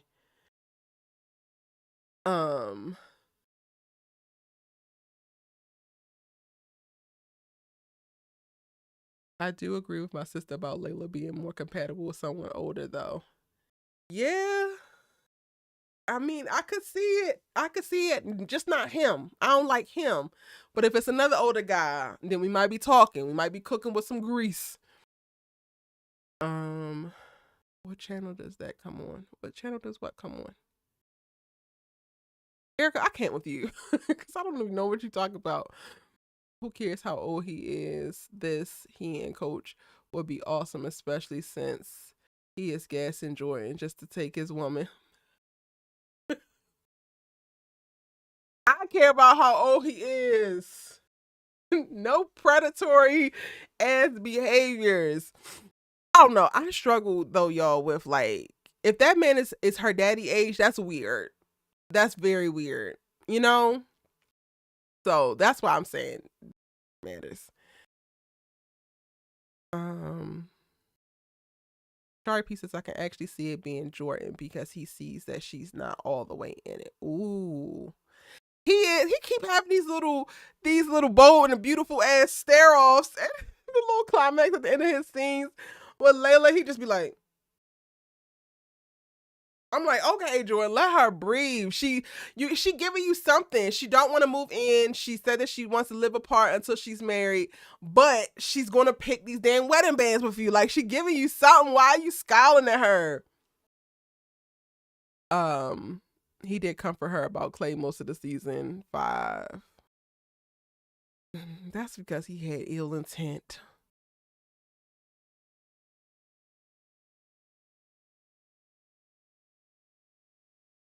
He do too much whining. I'm tired. I hope that non-dancer chick is gone. She irks my soul. No, Keisha can't go.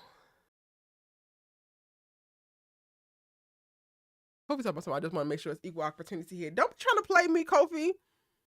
I am a womanist. I am a black womanist, but also I'm gonna be fair now.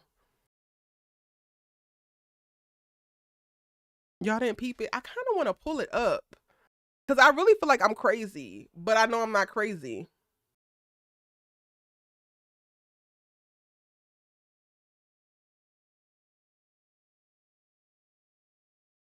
You was cooking when you came up with Sando.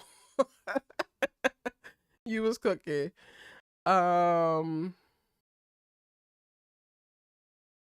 If Uncle Fester can take bring on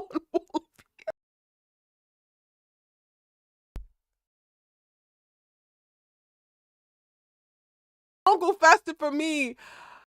Erica, what are you, if Uncle Fester can take Layla, then bring on Olivia? I cannot. Erica, you are unhinged. But I'm low key here for it. Y'all know Jordan be looking like he on Bold and Beautiful lately. I don't know what it is.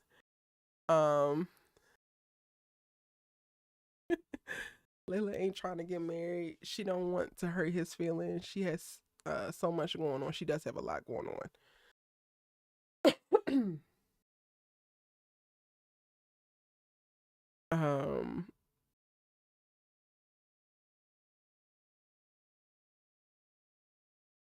They want us to believe that Layla and Spencer are cool, but no, Spencer needs to be everything but a child of God to Layla. Ooh.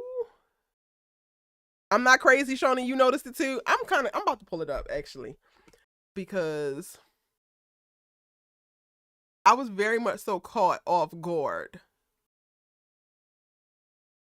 It was a bit much for me.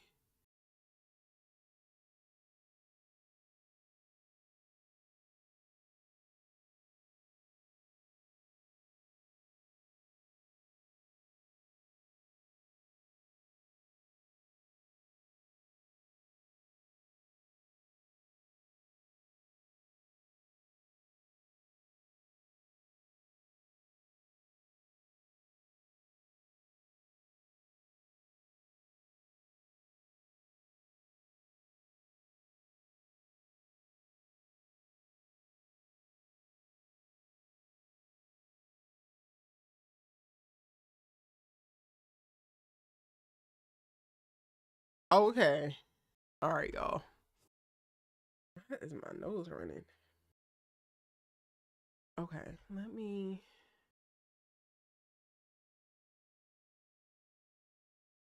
figure out how I'm gonna do this.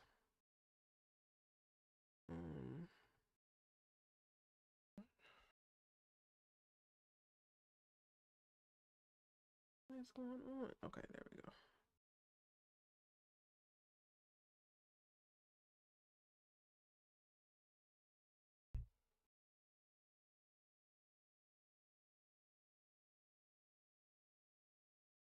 Yo, we about to watch this, and y'all gonna tell me.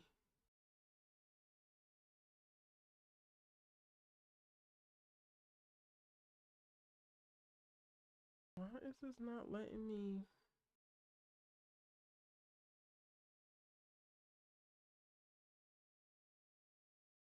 Oh, because I'm streaming, so it won't let me add a new source. Is that it? Weird.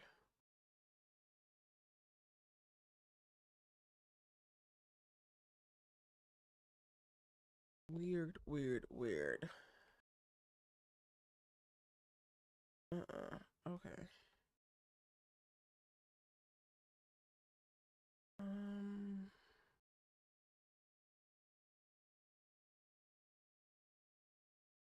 Hold on, y'all. Bear with me for 1 second.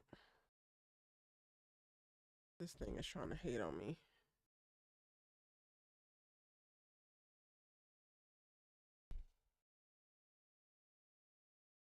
Okay, here we go.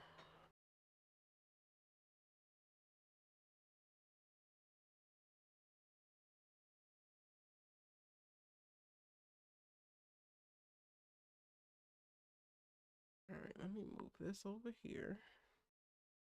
Let me make this full screen. And then let me slow it down.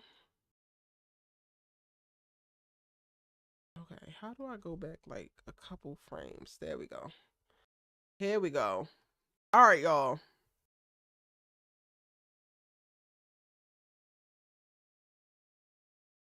Okay, I'm gonna do it without sound first. Because I also don't want to, oh Lord, my thing is like in the way. How do I make this smaller? Hold on.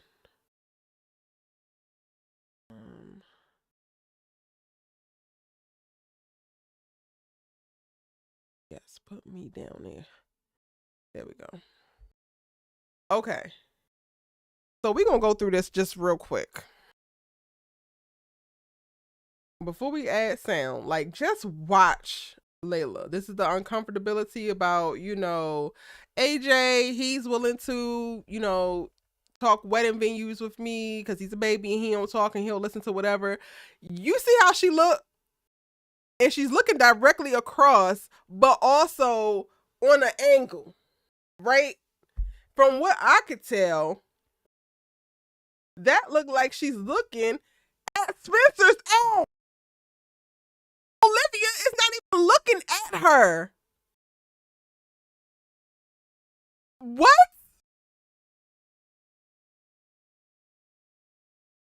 Y'all. This had me shook. This little moment had me shook. And we are only less than a minute into the whole goddamn episode. I don't know if y'all can hear this, but like, let me try to play it. It stings because I don't mind a diaper, and he doesn't mind wedding venues. So it's like, and plus, what? Y'all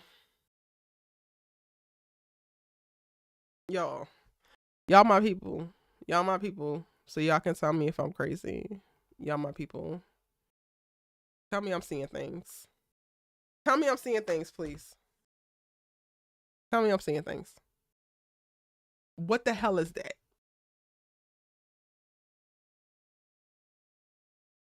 Let me see what y'all saying.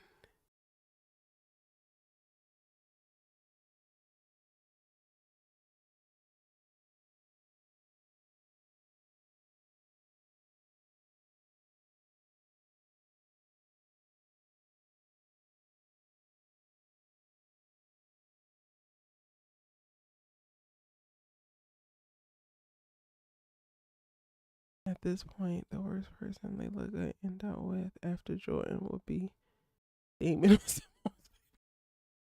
I cannot with y'all.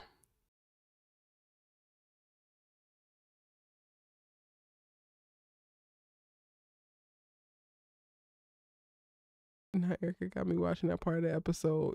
I need y'all to like. I need y'all to tell me what it is and what it ain't.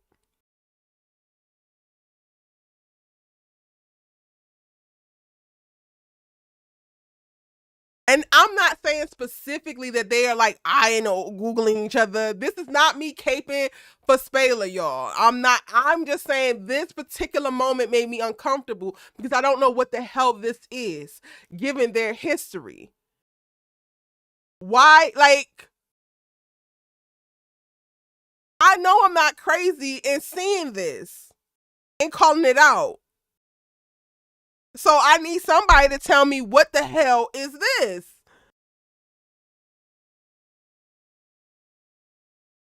Riri says, I think that's a reach, Erica. Which part of it is a reach? Are they not looking at one another? Tell me where I reach. I really want to know. They not looking at one another. They not looking at one another. They not looking at one another. If it's a reach, tell me how I am reaching. Please. Please. I desperately would love to know. I would desperately love to just, it's you, Erica, you the problem.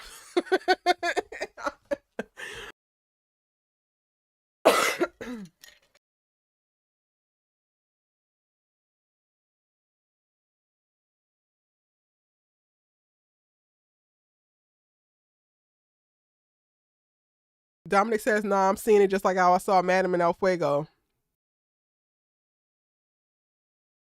I don't see nothing Spencer high as a kite. In his season, I don't think he high.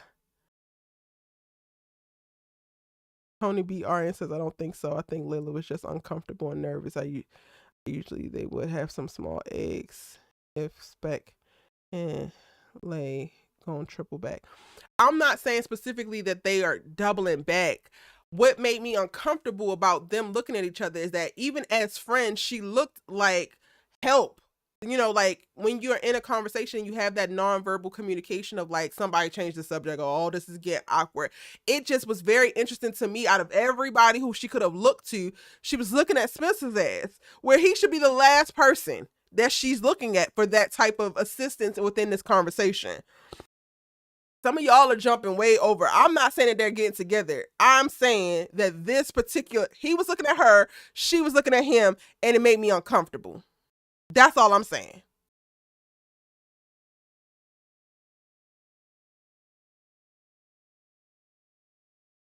Pink Loves Music says Jordan is in the white shirt, so I think that's who he's looking at.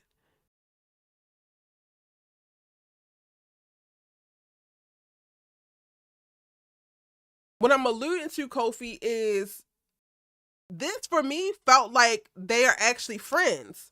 But y'all are not actually friends because we never actually really dealt with it. At least for you to have this kind of comfortability of like, save me with this nigga. My man, and you were my man. Like, this just made me so uncomfortable because, girl, like, no. They never gave you justice by way of for real. Like, what needed to happen for y'all to actually get to a good place, they really just kind of brushed over it. So, like, this part of it is like, I don't actually believe what's happening on screen. However, knowing the history they had, it's not completely unfathomable because at one point, this would have been a thing. Like, you did trust him. You did believe him. You did, like,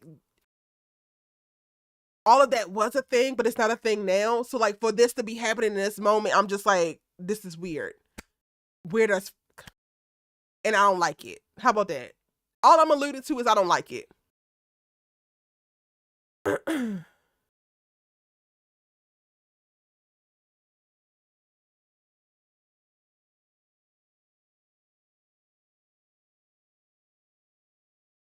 Alexandria says exactly what it is. This foursome will always be awkward because it's awkward. Facts.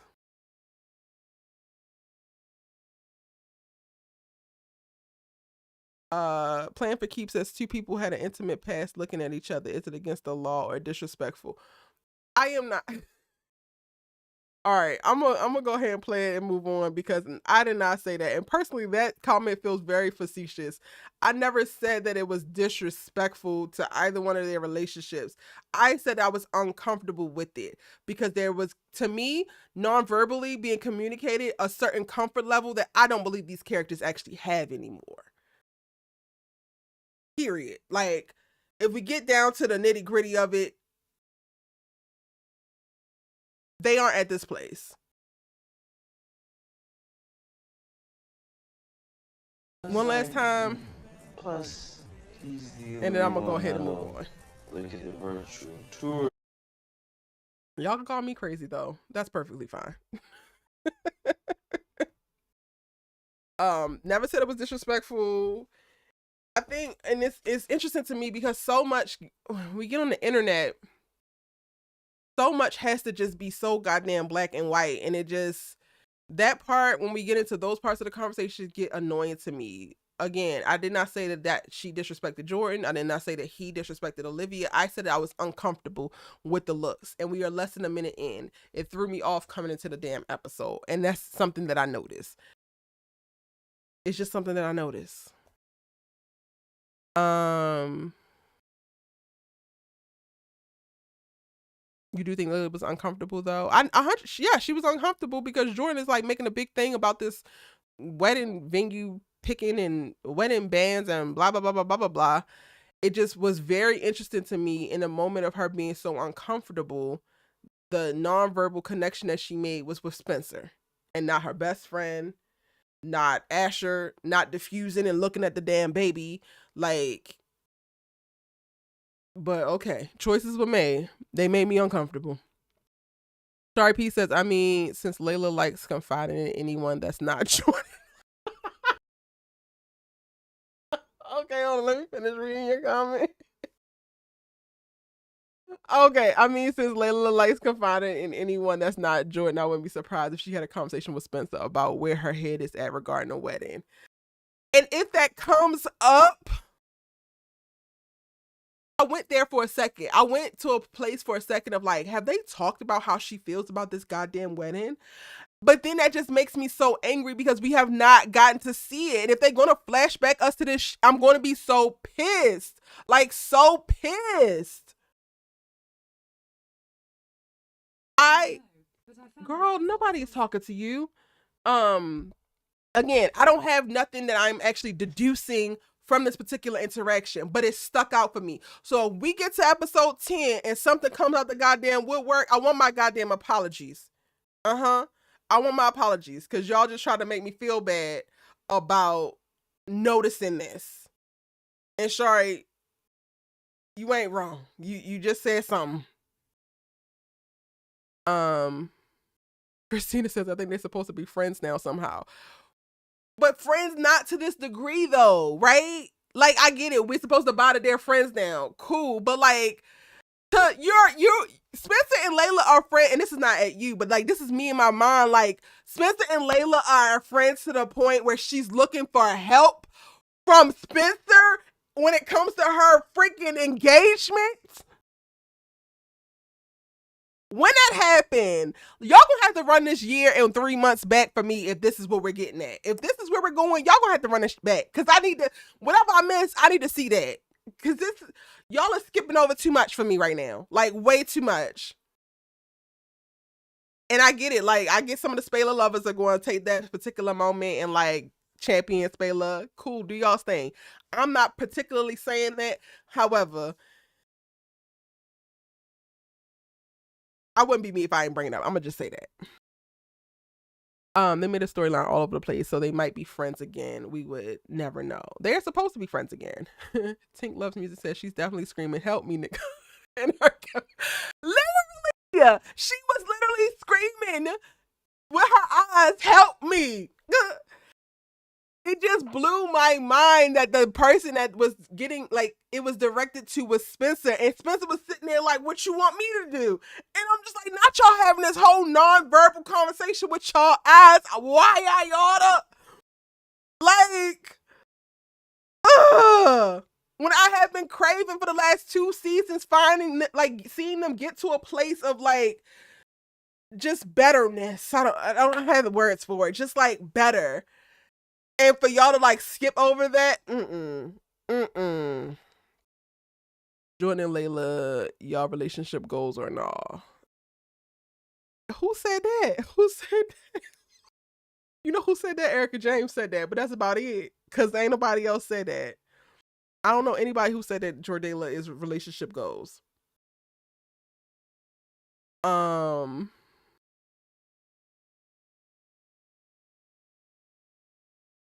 Did I miss anything? Why isn't that? Let me scroll. Okay, exactly what it is.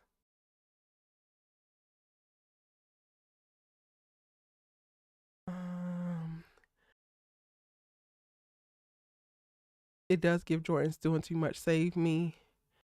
I read that. I don't think Layla and Spencer ever really operated in a standpoint as friends. Green says, I don't think Layla and Spencer has ever really operated in a standpoint as friends. Mm, I kind of want you to expound upon that because when they first got together, she was very committed to being his friend. I can understand the whole change of subject glances due to the uncomfortableness of the conversation, Erica. It happens at family gatherings all the time, though. It does happen all the time. But I'm just saying, between these two, we barely get them interacting, and then you start throwing help me because I as Spencer. Child. No, I know that wasn't your plan for keeps.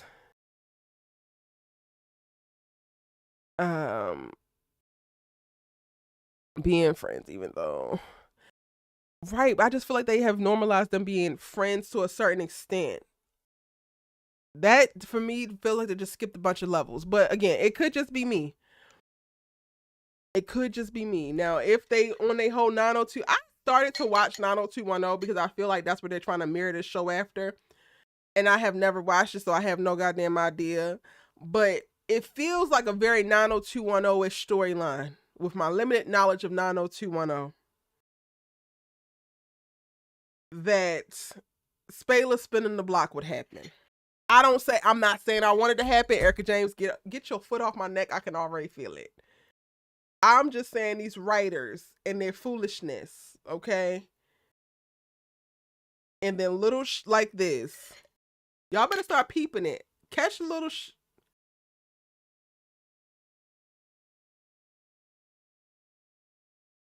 I did a live telling Layla to get over being disrespected.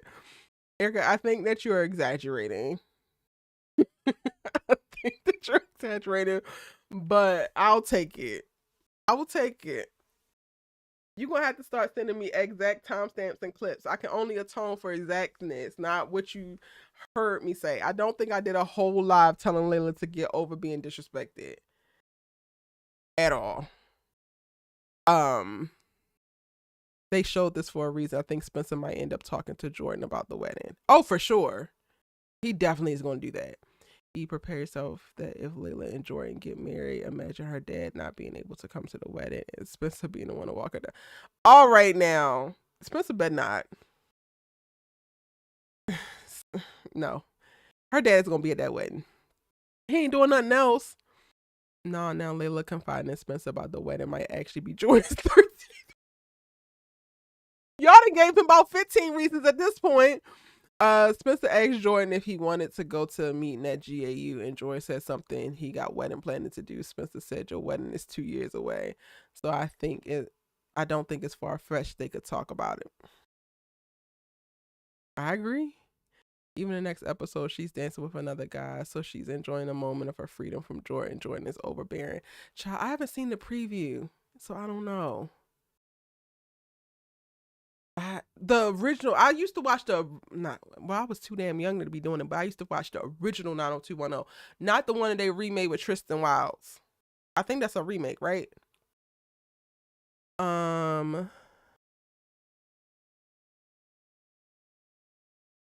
Should I find it? You can find it. If you want me to apologize for it, bring it to my attention, and I will apologize for it if you find it, Erica. In 90210, they all dated people out of their bubble to even married outside the bubble. Oh, so 90210 wasn't even doing this. So where the hell did they get this stuff from? One Tree Hill? They got it from One Tree Hill. You found it before you did. Oh, it's the one that we talked about last week? Well, I already apologized for that one. Erica's been on your neck all night. All night.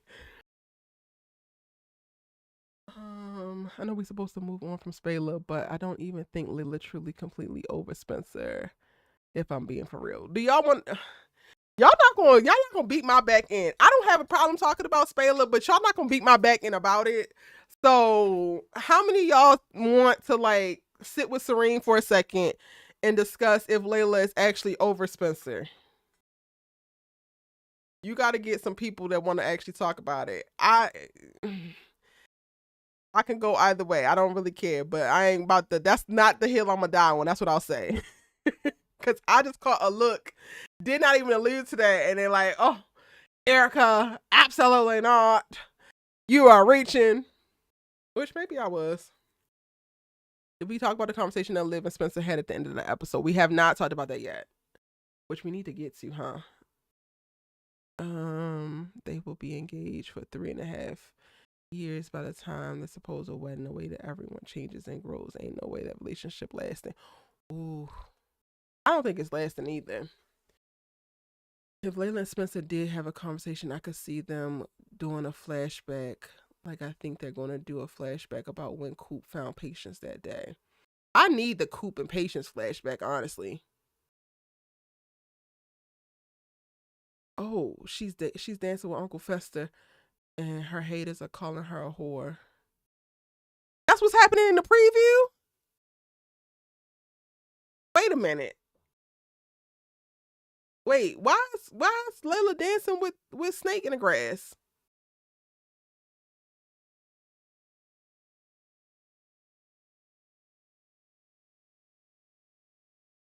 A is giving One Tree Hill vibes. Gotcha.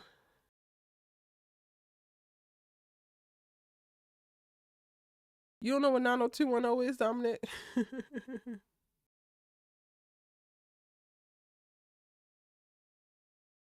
We'll go to bed. You don't do that. Erica? I cannot. Layla in 2024 is crazy, but that's just me.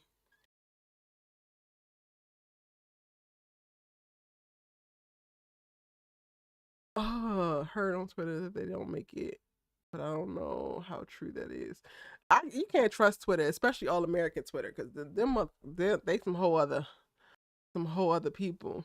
All right, so unfortunately, Serene, you gonna have to take that to Discord, and you can start a Spaler thread. Maybe I'll start a Spaler thread on Discord. So anybody wanting to have a Spaler conversation in 2024, y'all gonna have to do it there, because it don't seem like anybody is wanting to have that conversation tonight.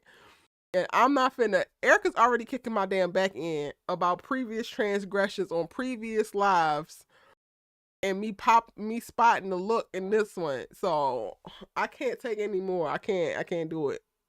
What similarities do you see with One Tree Hill and All American, if you can name it? I haven't finished One Tree Hill, so that's the part of the problem. But when I first started it, it seemed like a very, very close, like 1-to-1 correlation in reference to the Olivia back and forth. That little triangle was, like, to me, pulled right out of One Tree Hill. But I haven't finished it, so I can't really give you, like, oh, this is definitely like this particular storyline. He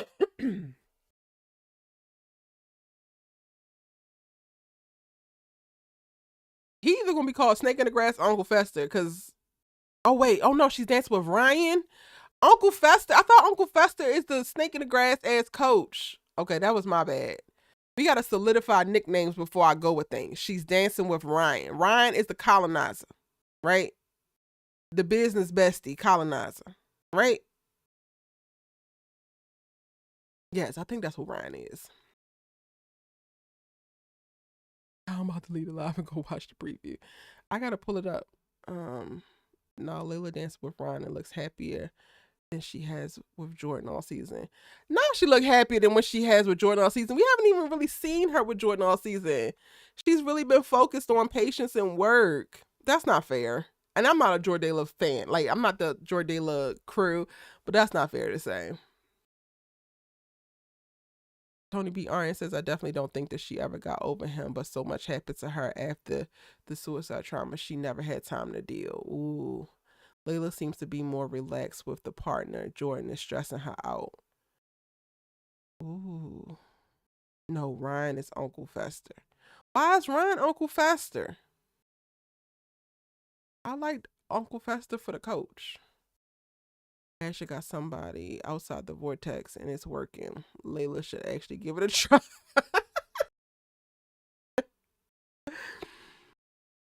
Yeah, Jamie is single-handedly making me give a damn about what the hell is going on with Ash's world. Because this last episode, I'm like, okay, girl, I can appreciate this. And also, where the hell is your family at? Because you leaning on everybody that comes with him, but like, where's your sister? Since she has so much to say, where's her support? Patience is stressing her out. She do look happy dancing with the colonizer.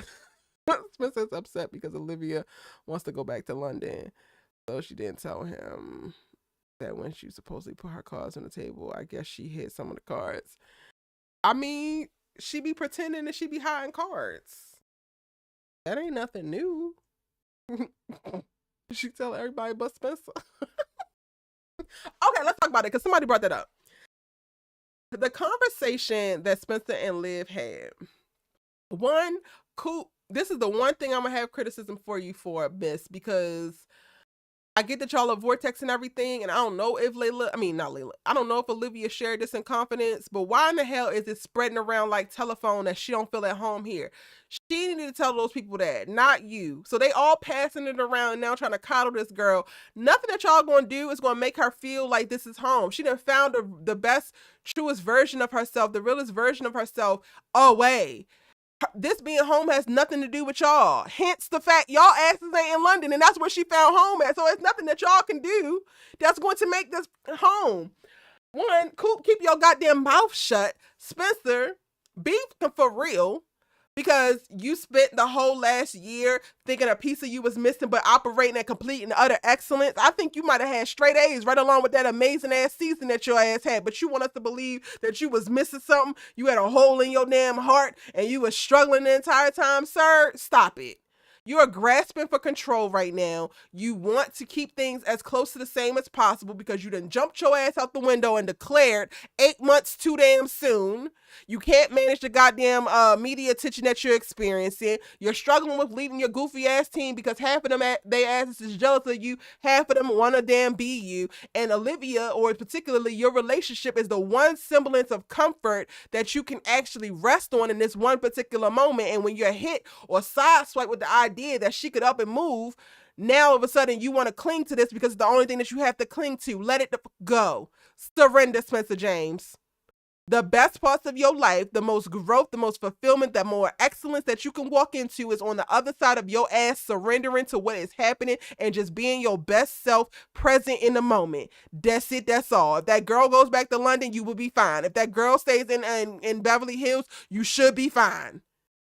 Relax. Y'all asses are 20 years old. Relax. And that's what I got to say about it, y'all.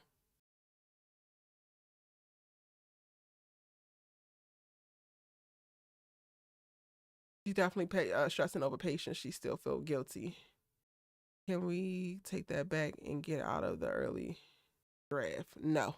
Well, I mean, he could, but he would just look like a liar, because he's not in it and he hasn't signed any papers per se, but he didn't announce it to the whole damn world. So at this point, if he don't go through with it, people are going to question his integrity. I like what she told Spencer, though. What did you like about it? I mean, I don't have a problem with what the hell she told him. But she ain't telling him nothing different than what she told him the night before. Or a couple days before. This is all on Spencer, honestly. This particular moment is all on him. Do I think that she should have shared that with him? She could have, but she don't owe him that. Like, that's another thing that I struggle with so heavily. Like,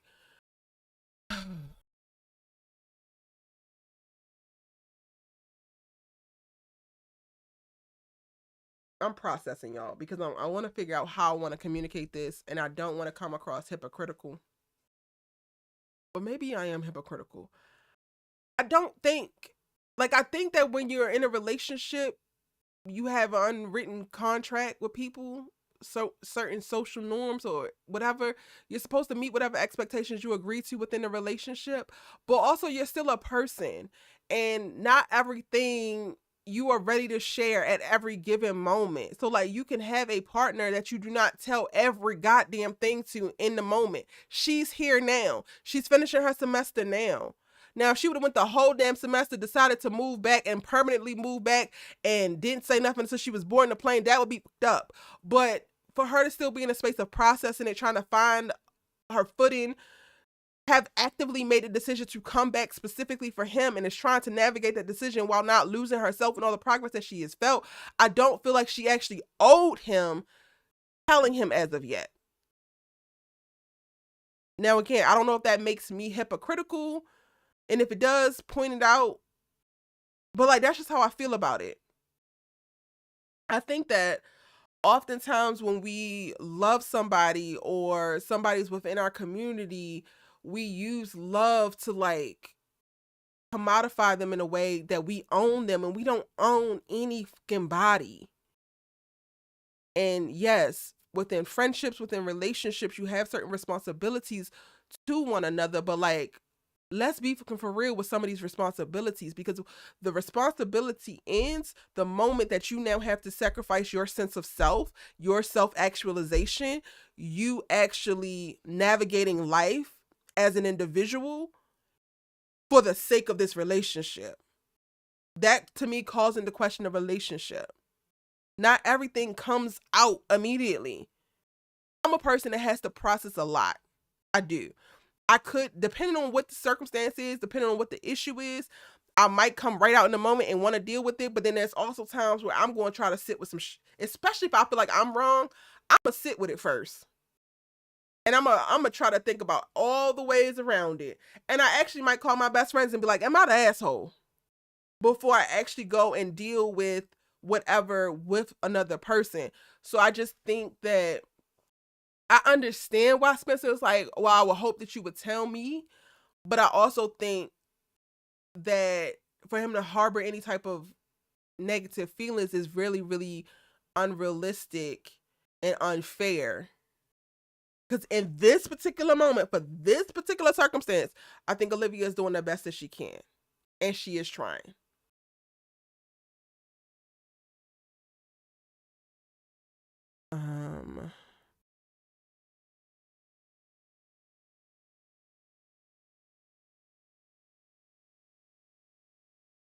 Liv need to take her ex back to Buckingham Palace. Y'all are unhinged. Kofi says, you know damn well Spencer missed her. Let's be serious. I understand why he missed her. Damn, Olivia stuff must be fire because he said a piece of him was missing even though he was balling down. Okay, Kofi.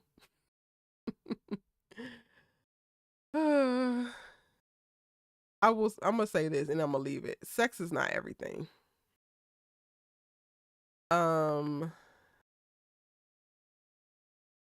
Kimberly says it seems she would be fine with it if they were to break up. It does seem like that. And I need Spencer to get to that place. Like, I just don't want him to return back to the era of baby, please. Oh my God, my life is just over if you leave me. Your life is not over. You're literally still at the beginning of your life. Cut it out. Cut it out, Spencer James. Please cut it out. You can value this girl. You can love this girl. You can cherish this relationship, but you also need to cherish your goddamn self. Shit. We are 2 episodes in and Spencer, you're stressing me the out, bro. Already. I think Olivia not telling Spencer about not feeling at home is okay because it has nothing to do with them. It's her internal struggle. That is a perfect way to say it. Thank you. Thank you, Tony BRN. Because I was trying to figure out how to articulate it. And y'all know I be a very verbose, wordy bitch. Okay? Like, I just be using all the damn words. As told by Ginger says, it's given I'm angry Spencer again because him and Jordan about to fall out. Let it go. You and Jordan was never going to work. Y'all was never going to make Fetch happen. I want him to stop trying to make that friendship happen too. Like, you were a whole ass balling Negro before you met the Bakers. You will still be a balling ass Negro once you're whatever you are with them. Like, they are not the end all be all to your life, Spencer James. Relax. Spencer is definitely a control freak. Like, this is the time in your life where you're supposed to have fun, enjoy life, before real adulting hit. Exactly. I think he is low-key taking this as rejection. Why? It has nothing to do with you. Lord, I need these children to see this. This has nothing to do with you. Tony BRN says, no, you're not a hypocrite. This is real. You have to be able to process your own feelings first. Then you can navigate conversations and how things are told to your spouse. You keep using spouse when it comes to Olivia, and I think that you be right most of the time, but that part, it just be like, it just be hit me like, they ain't married. And I hate that they act like it. Or at least Spencer does. Shanoa says sometimes you don't know how you're feeling until you take time to deconstruct your thoughts. Exactly. I tell you one thing, Coop can kiss Olivia confiding in her goodbye. Because girl, why is the whole Vortex talking about some shit I told you? Child. And so Ginger says, no, you're spot on. Honestly, sometimes we're just not ready to share that information until we're done processing it. And honestly, like putting myself into Olivia's shoes, right? There's some grief that comes with, ooh, not this coming up from my ass. Wait a minute. There's some grief that comes with your new home, right? Like, I've been in LA in September, it'll be 7 years. And I want to say like 3 years ago is when I really started to feel like this is my home. And yes, I'm from Baltimore. I claim Baltimore all day. But when I go home, I feel like a visitor. When I go to Baltimore, I feel like a visitor a lot of the times. And I think that that is heavily reliant on the fact of coming to LA and some of the experiences that I've experienced in LA, but then also some of the realizations that I've had about myself in LA has truly solidified who I know myself to be. And it's also in alignment with the woman that I actually wanted to be. It's been the best, fullest actualization of just, again, the woman I desire to be as Erica. And I struggled for a little bit and I felt very guilty about feeling that way. Like I felt very guilty about feeling more at home in LA where I am by myself. I have no family at all. All of my family is back on the East Coast. I felt so guilty for so long about feeling like LA was more like home than any place where all my actual family was. And there's a little bit of grief and, again, guilt that comes from that. So I think that that also plays into, you know, not telling the person who you're romantically tied to, who is supposed to also, for all intents and purposes, feel like home for you, that it don't matter that they're there. This is not home for me anymore. This whole other place is, because I have all these other experiences. So yeah, I just understood it. And I think that while I understand why Spencer was like asking certain things of her and wanted to know this, I also understand why she didn't tell him. And I don't think that she owed it to him in that particular moment.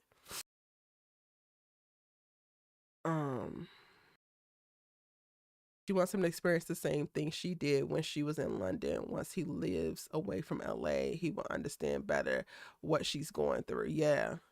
And I think that that was probably the most powerful dialogue that she had this entire episode. That is what probably saved Olivia fully from me. Because the pointing out of like, this is something that you're going to experience because it's almost like a passage of life. If you're doing if you're making certain choices that are going to provoke certain lived experiences, this is what comes with that. And having that self-awareness to know that, I thought that that was brilliant. And she's right.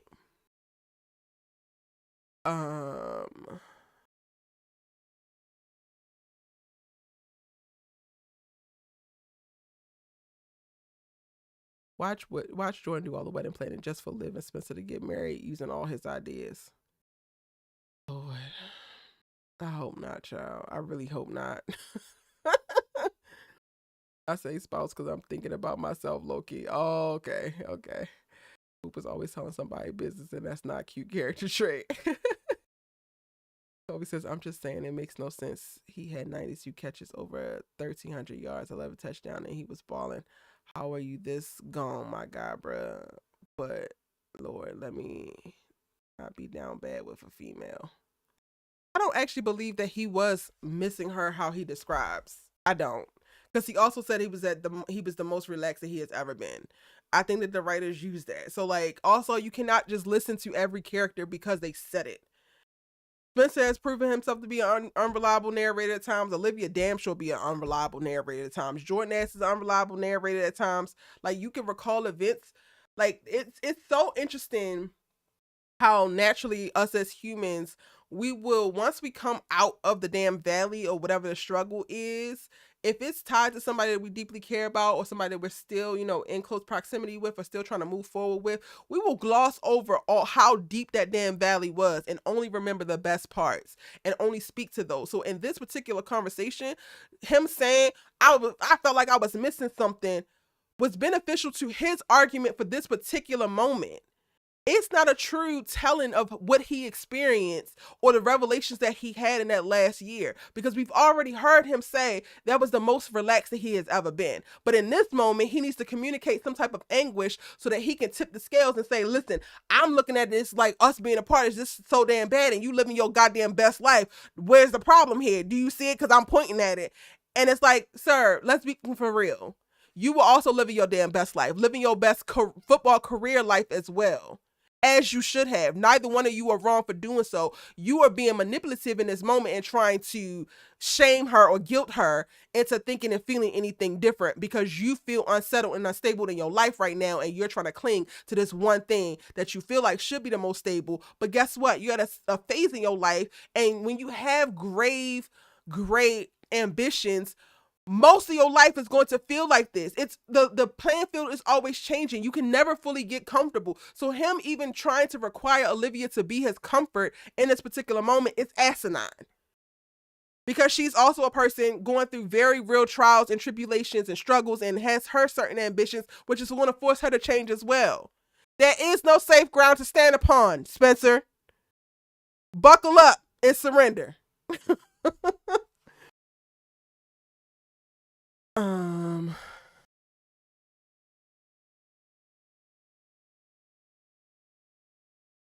Liv being the queen of sloppy seconds is not a flex.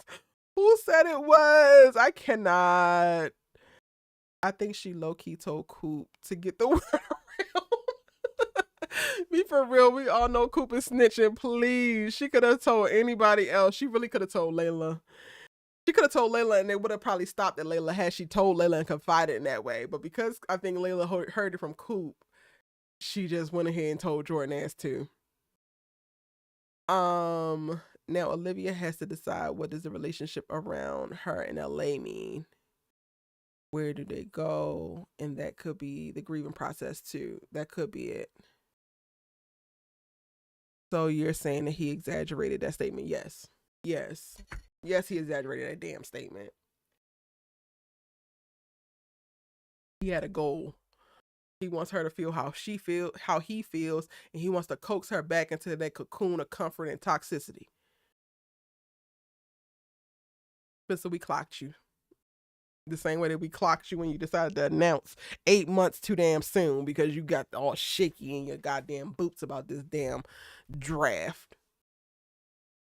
So he was living life like it's golden, but now to live back.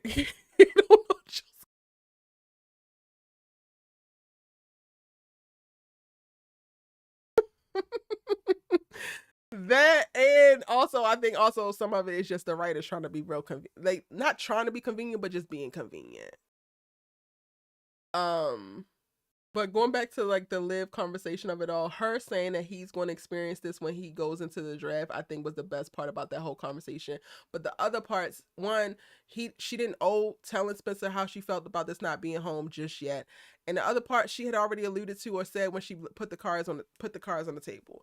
The problem here is that when Olivia put her cards on the table, Spencer should have spent some time putting his cards on the table versus affirming and professing how he just got to get to know every inch of the new Olivia. No, you got to tell her what you are expecting. So in that moment, she can tell you whether she can meet your expectations or not. If the new Olivia is down for it. But because your ass did not, now you're sitting here looking like Boo Boo the Fool, pissed because you didn't know something, because you're expecting things to not change, but then still want to go along with the change. Spencer, pick a struggle and shut the hell up. Okay? Pick a struggle. Because I'm tired. You've been around Jordan Baker too goddamn long and it's rubbing off. And I'm tired, okay? 2 episodes in and Spencer got me tired. It's time to wrap it up. It's time to wrap it up, y'all. Glad she stood on business because boy, so deflecting your woes onto her. Ooh. Ooh. She did kind of stand on business, how she kissed him on the cheek and then walked upstairs. Said, huh? Well, shit. Yeah, he didn't tell her what his expectations were. And I still struggle with that from episode 1. If you can't be now pissed that she didn't communicate where she's feeling and how she is when you didn't lead with that.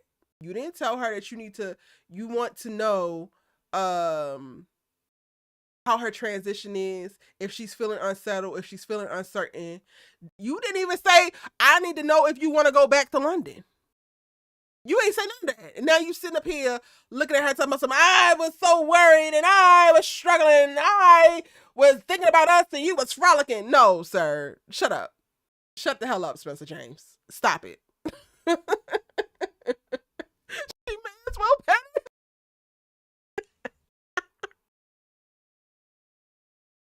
Oh, y'all are hitting it on the head. Yes. She might as well have patted that little boy on his head.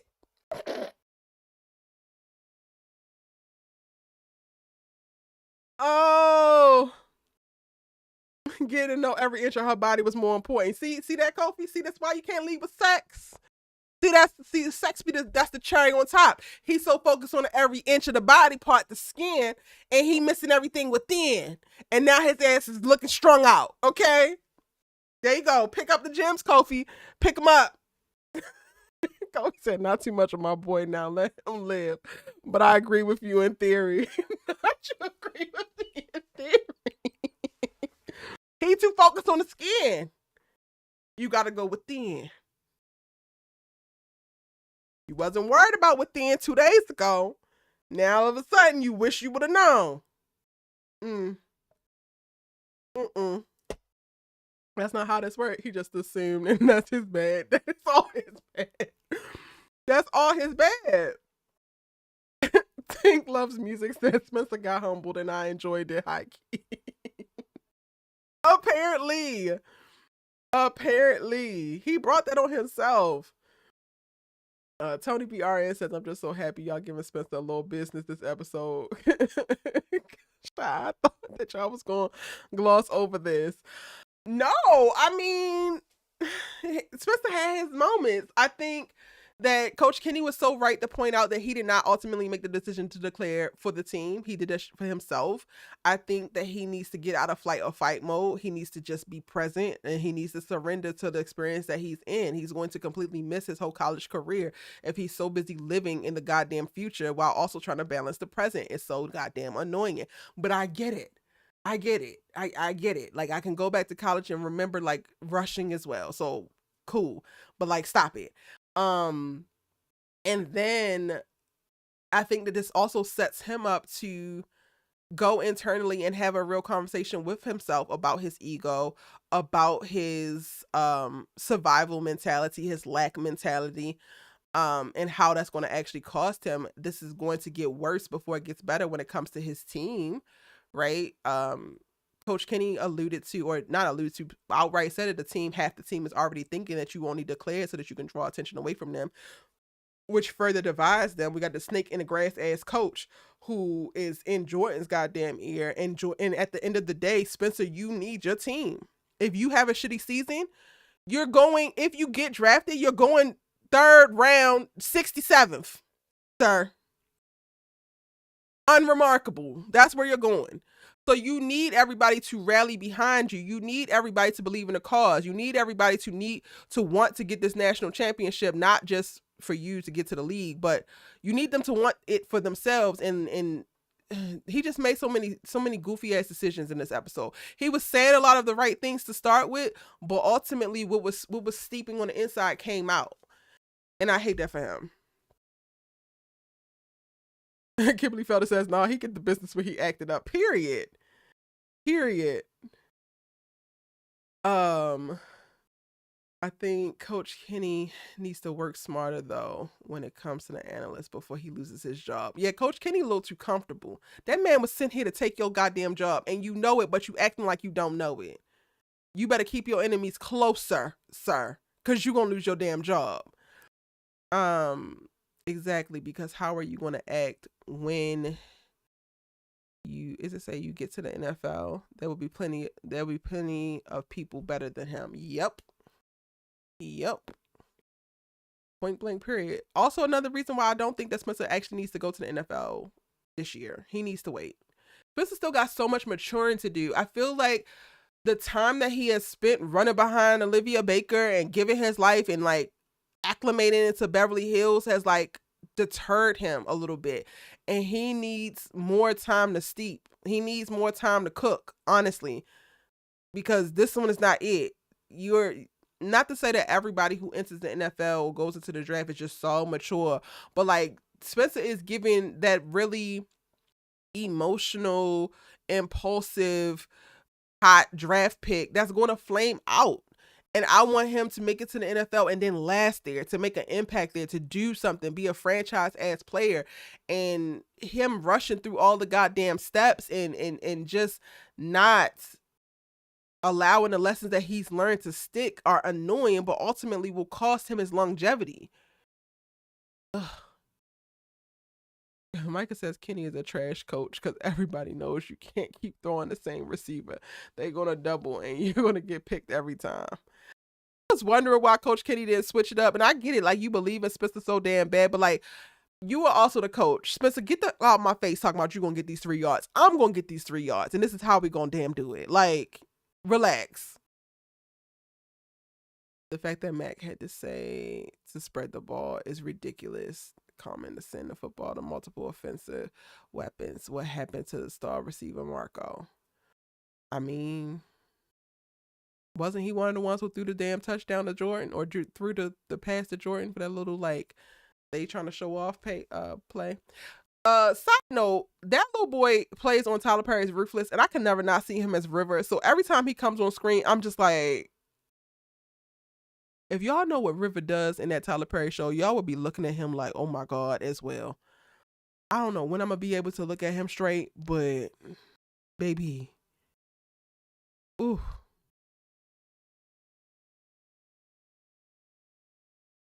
First game, like your whole plan for the first game, the season opener, you ain't trying nothing new. Give the ball to Spencer James. That's what you're going to do? How many games is in a football season? Ain't it like 18 games in a football season? You're going to get, no, it's not 18, Erica. It's probably like 12. You're going to get a ball to Spencer James all 12 episodes. This is the time, I mean, not episodes, games. This is the time that you're supposed to try everybody out. You're supposed to be doing whatever you possibly can do to figure it out. Oh, Shari, you too? Not see River. It's so crazy. I'm like, River, what are you doing? I wish the writers would have stand on business with this Olivia breakup and allowed us to see them flourish, win, lose, apart, then come back together later. Yeah, that would have been made for a stronger story. Serene, I agree. Playing for keeps says even Tom Brady was 6th round pick. Gronk was 2nd round pick, so maybe Spencer will get drafted early.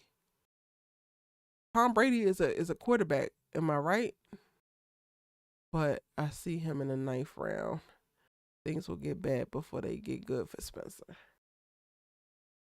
Okay. I mean, not saying that he can't do anything in the whatever round, such and such pick, but he wants to go like top 10. I'm assuming like he wants to also enter the draft in a certain way. I just know Olivia gonna work my last nerves this season. The book was the only thing that really like pissed me off about her this episode because it just felt a little bit more like the same. But, you know, speaking to like what people were saying about the NK interview where she said that she's giving them the same situations and then they're reacting differently. She did apologize. She did try to reassess. She did decide that she would walk away from the deal if they said no and gave them that option. So I guess she is acting differently than she would have before. Playing for keeps says I want more River. I need shock value this season injected to my veins. This Vortex is so yesterday. I can't. Anything else we need to talk about, y'all?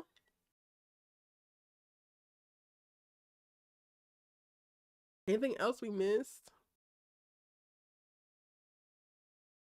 You can guarantee a baker will work a nerve. Period, just Danielle. Wanting the ball every time is a quick way to get hurt. Learn how to block, read the defense to help Jordan be the best without the ball. Then your stock goes up as well. That's what Billy tried to tell him. When he first got to Beverly, Billy switched him over to safety because what? He can see the field. And he got all pissed about it. Again, let the lessons that you have learned stick, sir.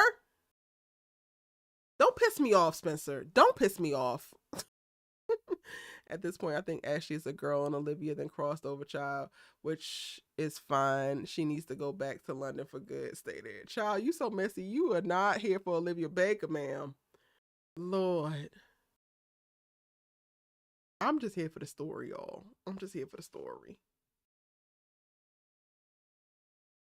Anything else? Anything I miss? Because I was too hyper focused on the looks that Spencer and Layla was giving each other. I'm gonna let it go, y'all. I'm lying. I'm gonna put that in the damn breakdown too. I am, because I ain't recorded that yet. I didn't get my ratings at the top of this episode. I will probably settle upon a 6. I will give this episode a 6. Yeah. A 6 is it. Do you think Laura will be dating this season? Probably not. I think Laura is here to validate her children doing whatever the hell they want to do. The same way that Grace is here to validate Spencer doing whatever the hell he wants to do. That's all I can tell for right now. Until they give me something else, I'm not expecting too much from the damn parents. The spirit of season 5 was placed on y'all. So messy. You so messy. She not letting Olivia up. Not letting up on Olivia at all, London or not. And I ain't even mad at it. Child, you so messy. Do your thing. Do your thing, 21. Listen, child, you so messy has her foot on Olivia's neck and Erica has her goddamn foot on mine. That's just how I go sometimes. All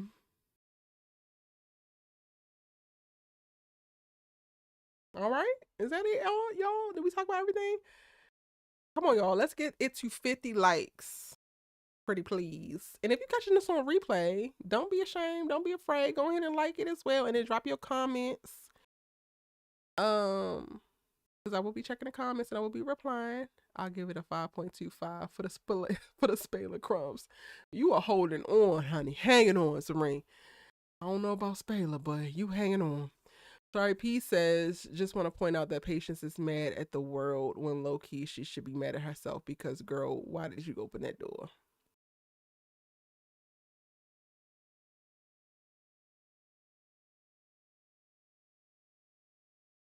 I mean,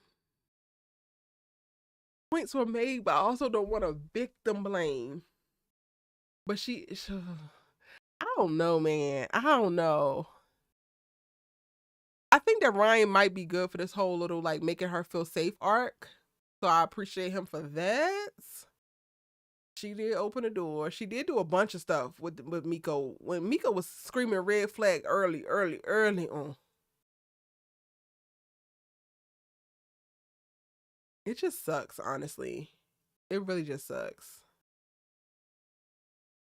Because to be a victim of something and then to watch it play out and then ultimately Miko's attorney is using the media to psychologically traumatize patients even more. And I guess they're doing their damn job, but to have people dropping the ball and something that should just be so cut and dry and clear, I can understand how that makes you lose faith in the world, you know? Let's talk about them colonizers colonizing Crenshaw. Why is Asher in Crenshaw? Layla, who lives in Beverly Hills, taking over the Slauson Cafe. Make it make sense. I have had a problem with Layla turning the Slauson Cafe into Layla's for a while. They should have never changed Patience, like Clay stated. Ooh. Not Clay was right. In so many ways. On so many levels. That's a hill I'm going to die on. Clay was right. And right for Layla. but I don't want to start no beef tonight. I know Erica gonna get mighty feisty just at the announcing of Clay's name. I've seen a couple people say that Lando and Keisha gonna be together. If Keisha's Lando, I'm not doing it. Shanoa, stop it. Stop it. Stop it right now. And if you talking about Twitter, stop coming over here talking about what they talking about on Twitter, because the people on Twitter are crazy. Okay? Crazy. I ain't trying to act like Mr. Miyagi. Facts. Facts. I'm gonna make a t-shirt that say Clay was right.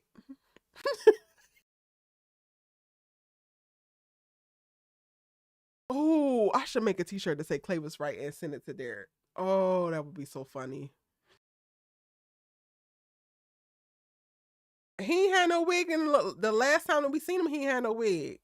He ain't had no wig, and that walk was walking. Okay.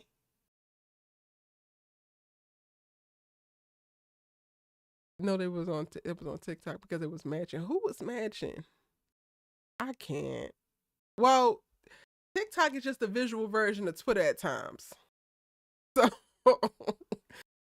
I don't get into these all-American fan conversations because most of them are unhinged. Homecoming getting a Vortex 2.0. Who left to sleep together over there? Just link them all sleep together.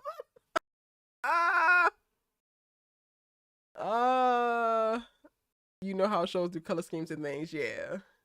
No, we good on Clay. By the way, congrats to Derek on booking a new show, Family Business, New Orleans. I am so mad I did not send him my audition tape for that. I remember when that came up, they had so many roles that they was casting for, and I did not send him my audition tape. And then when I saw that he booked it, I was like, oh, I could have worked with Derek. And we're not good on Clay, actually, Kofi. We will never be good on Clay over here. I want Cam to get a new girlfriend. Y'all gotta give Keisha some time. You gotta let Keisha cook. Let Keisha cook now. Let's see what she talking about this season before we say she gotta go. Okay? Brittany says, I hope Clay come back. He gave Layla advice. Maybe she'll go back to Clay for more advice on how to handle patience. Clay gave her everything that she needed until she realized that she was being pushed into more greatness and she wanted to run back to her comfort.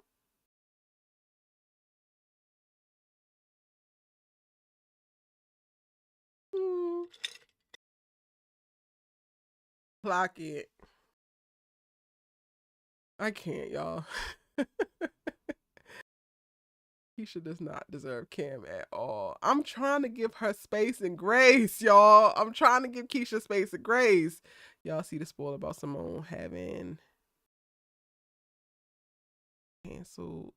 Hold on, this heart is blocking it, so I can't really fully see.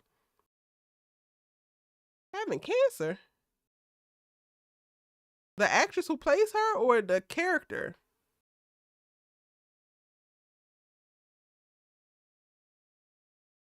No, I haven't seen any spoilers of anything. But I be in my own damn world, y'all.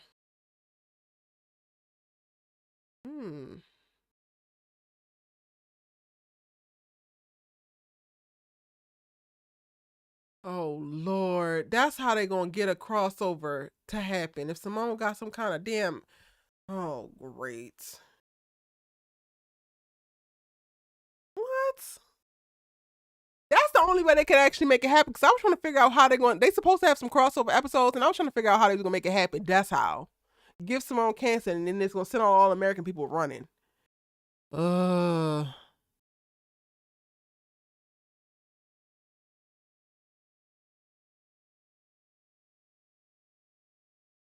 Where do y'all be getting these spoilers from? Twitter?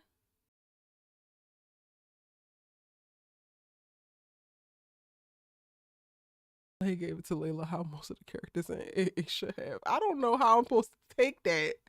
Y'all have been unhinged tonight. Like, completely unhinged.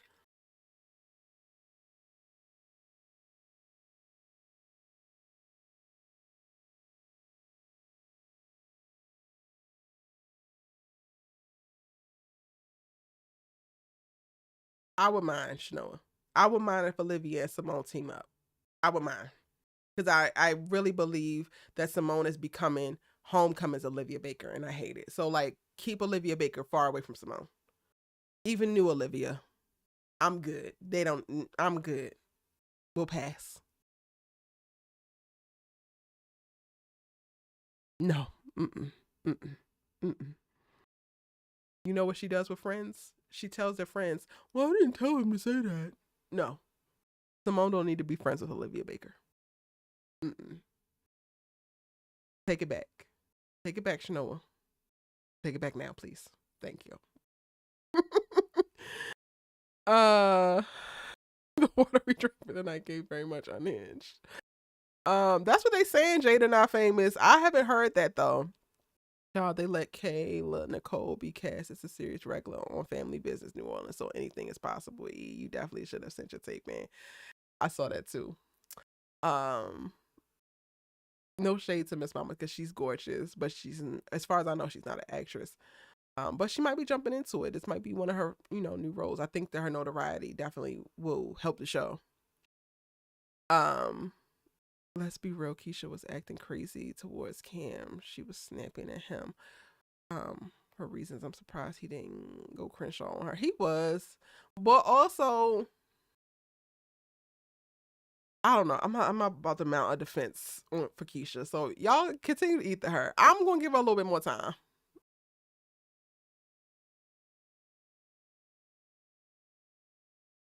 I do know that Olivia and Simone will not make a good friendship. You might not know, Shanoa, but I know. So I don't want it. Oh, you talking about Kayla? Oh yeah, she might be good. Yeah, she might be natural. And the role that they might have casted her in might be perfect for her. 100%. I'm not giving her no shade. There's a Family Business spinoff coming this year, probably. I think they should be about to be wrap filming, honestly.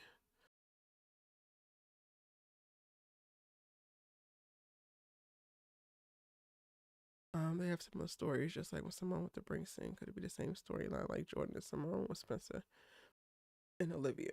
It's too similar to me. I hated it. I hate how much it felt like Simone's trajectory was mirroring what the hell Olivia had going on, all the way down to the narcissism. I was like, I'm over it.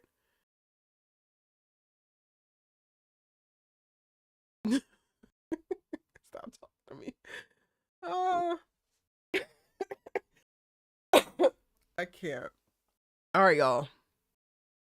Another show that I'm watching right now, y'all, that I'm absolutely obsessed with, and I have not made no breakdowns for, but I need to, is Diarra from Detroit, which is streaming right now on BET Plus. It is a dark comedy, but it is like also a murder mystery. It is funny as hell. It is witty. It is cool. It is a refreshing series because there's nothing like it on television right now.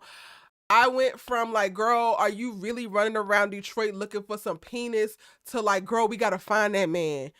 And I think that it's masterfully written. The casting is beautiful. Like, if you want a kiki, a cut up, you want to have a good time and watching a television show, then check out Diarra from Detroit. It is really brilliant. It is so good.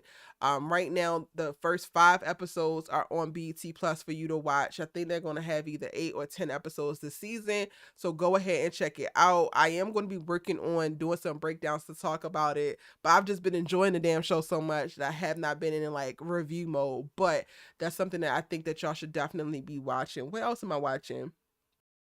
I'm watching Gerard Carmichael's reality show and I'm still processing it because my God. I watched episode 2 this morning and I Gerard baby, I'm going to touch your hand when I say this. Blink twice if you are not okay. Like, it's a lot. It's a hell of a lot going on. I don't know if I would actually recommend Gerard Carmichael's reality show because it's not something that anybody who is modest, who struggles with conversations around sexuality, who it is not the easiest watch. And I feel like I'm a very open mind. And I found myself like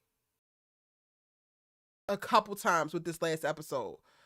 But I will say that I think that the Gerard Carmichael reality show is championing what real reality TV should look like. Because it's a hot ass mess, but it's giving real. That's something else if y'all want to get into that. But again, that one is not for everybody. Ooh, what else am I watching?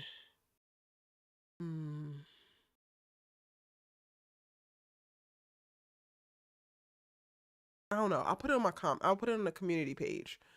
What else I'm watching so that we can kiki and talk about it. Gerard has lost his mind. He lost something, honey. He lost the plot. He lost his mind. My God. My God. Oh, Chanel, are you watching it too? Kimberly Felder loves the show. I was thinking about starting it. Shari started. Started. It's dope. It's dope. DR from Detroit on BET Plus. Fire. Straight fire. If you haven't watched Kingdom Business yet, that's currently streaming on BET. So it is a BET Plus show, but now that it has like already premiered, the reruns are now running on BET as new. So if you don't have BET Plus, but you're looking for something new to watch, you can watch Kingdom Business, which I love. It has 2 seasons. It's brilliant. Do I ever watch anything on All Black? I don't. And I hate that for myself because I have friends in a bunch of stuff that's on All Black, but I haven't watched anything on there.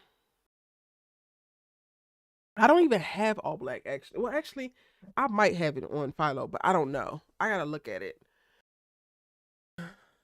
My Johnson's breakdowns are finally coming because I finally have gotten to edit those, but those will be on the second channel, so be on the lookout for that. New content on Erica Vane TV 2 as well as right here. Kimberly Felder does give Issa Rae vibes, but even more grounded. Like, I don't know if it's the Detroitness of it all, and y'all know my daddy lives there, and I spent every summer there up until I was 17. So Detroit has a special place in my heart because I spent a lot of my growing up years there. But like, I'm even more invested than I was with Insecure. And I think that the writing is just so dope. It's so different. But it does have an Issa Rae-esqueness to it.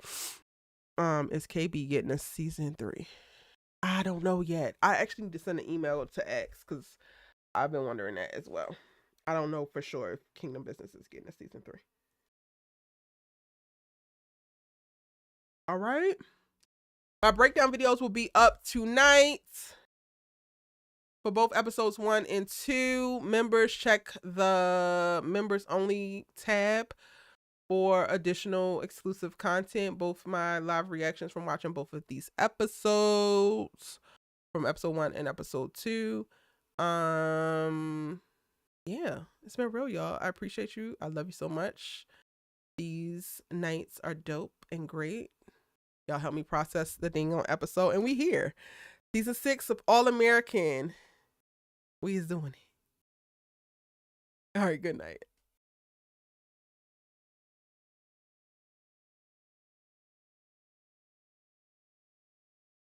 Two more likes, y'all. 2 more likes to get to 50 likes. Help your girl out.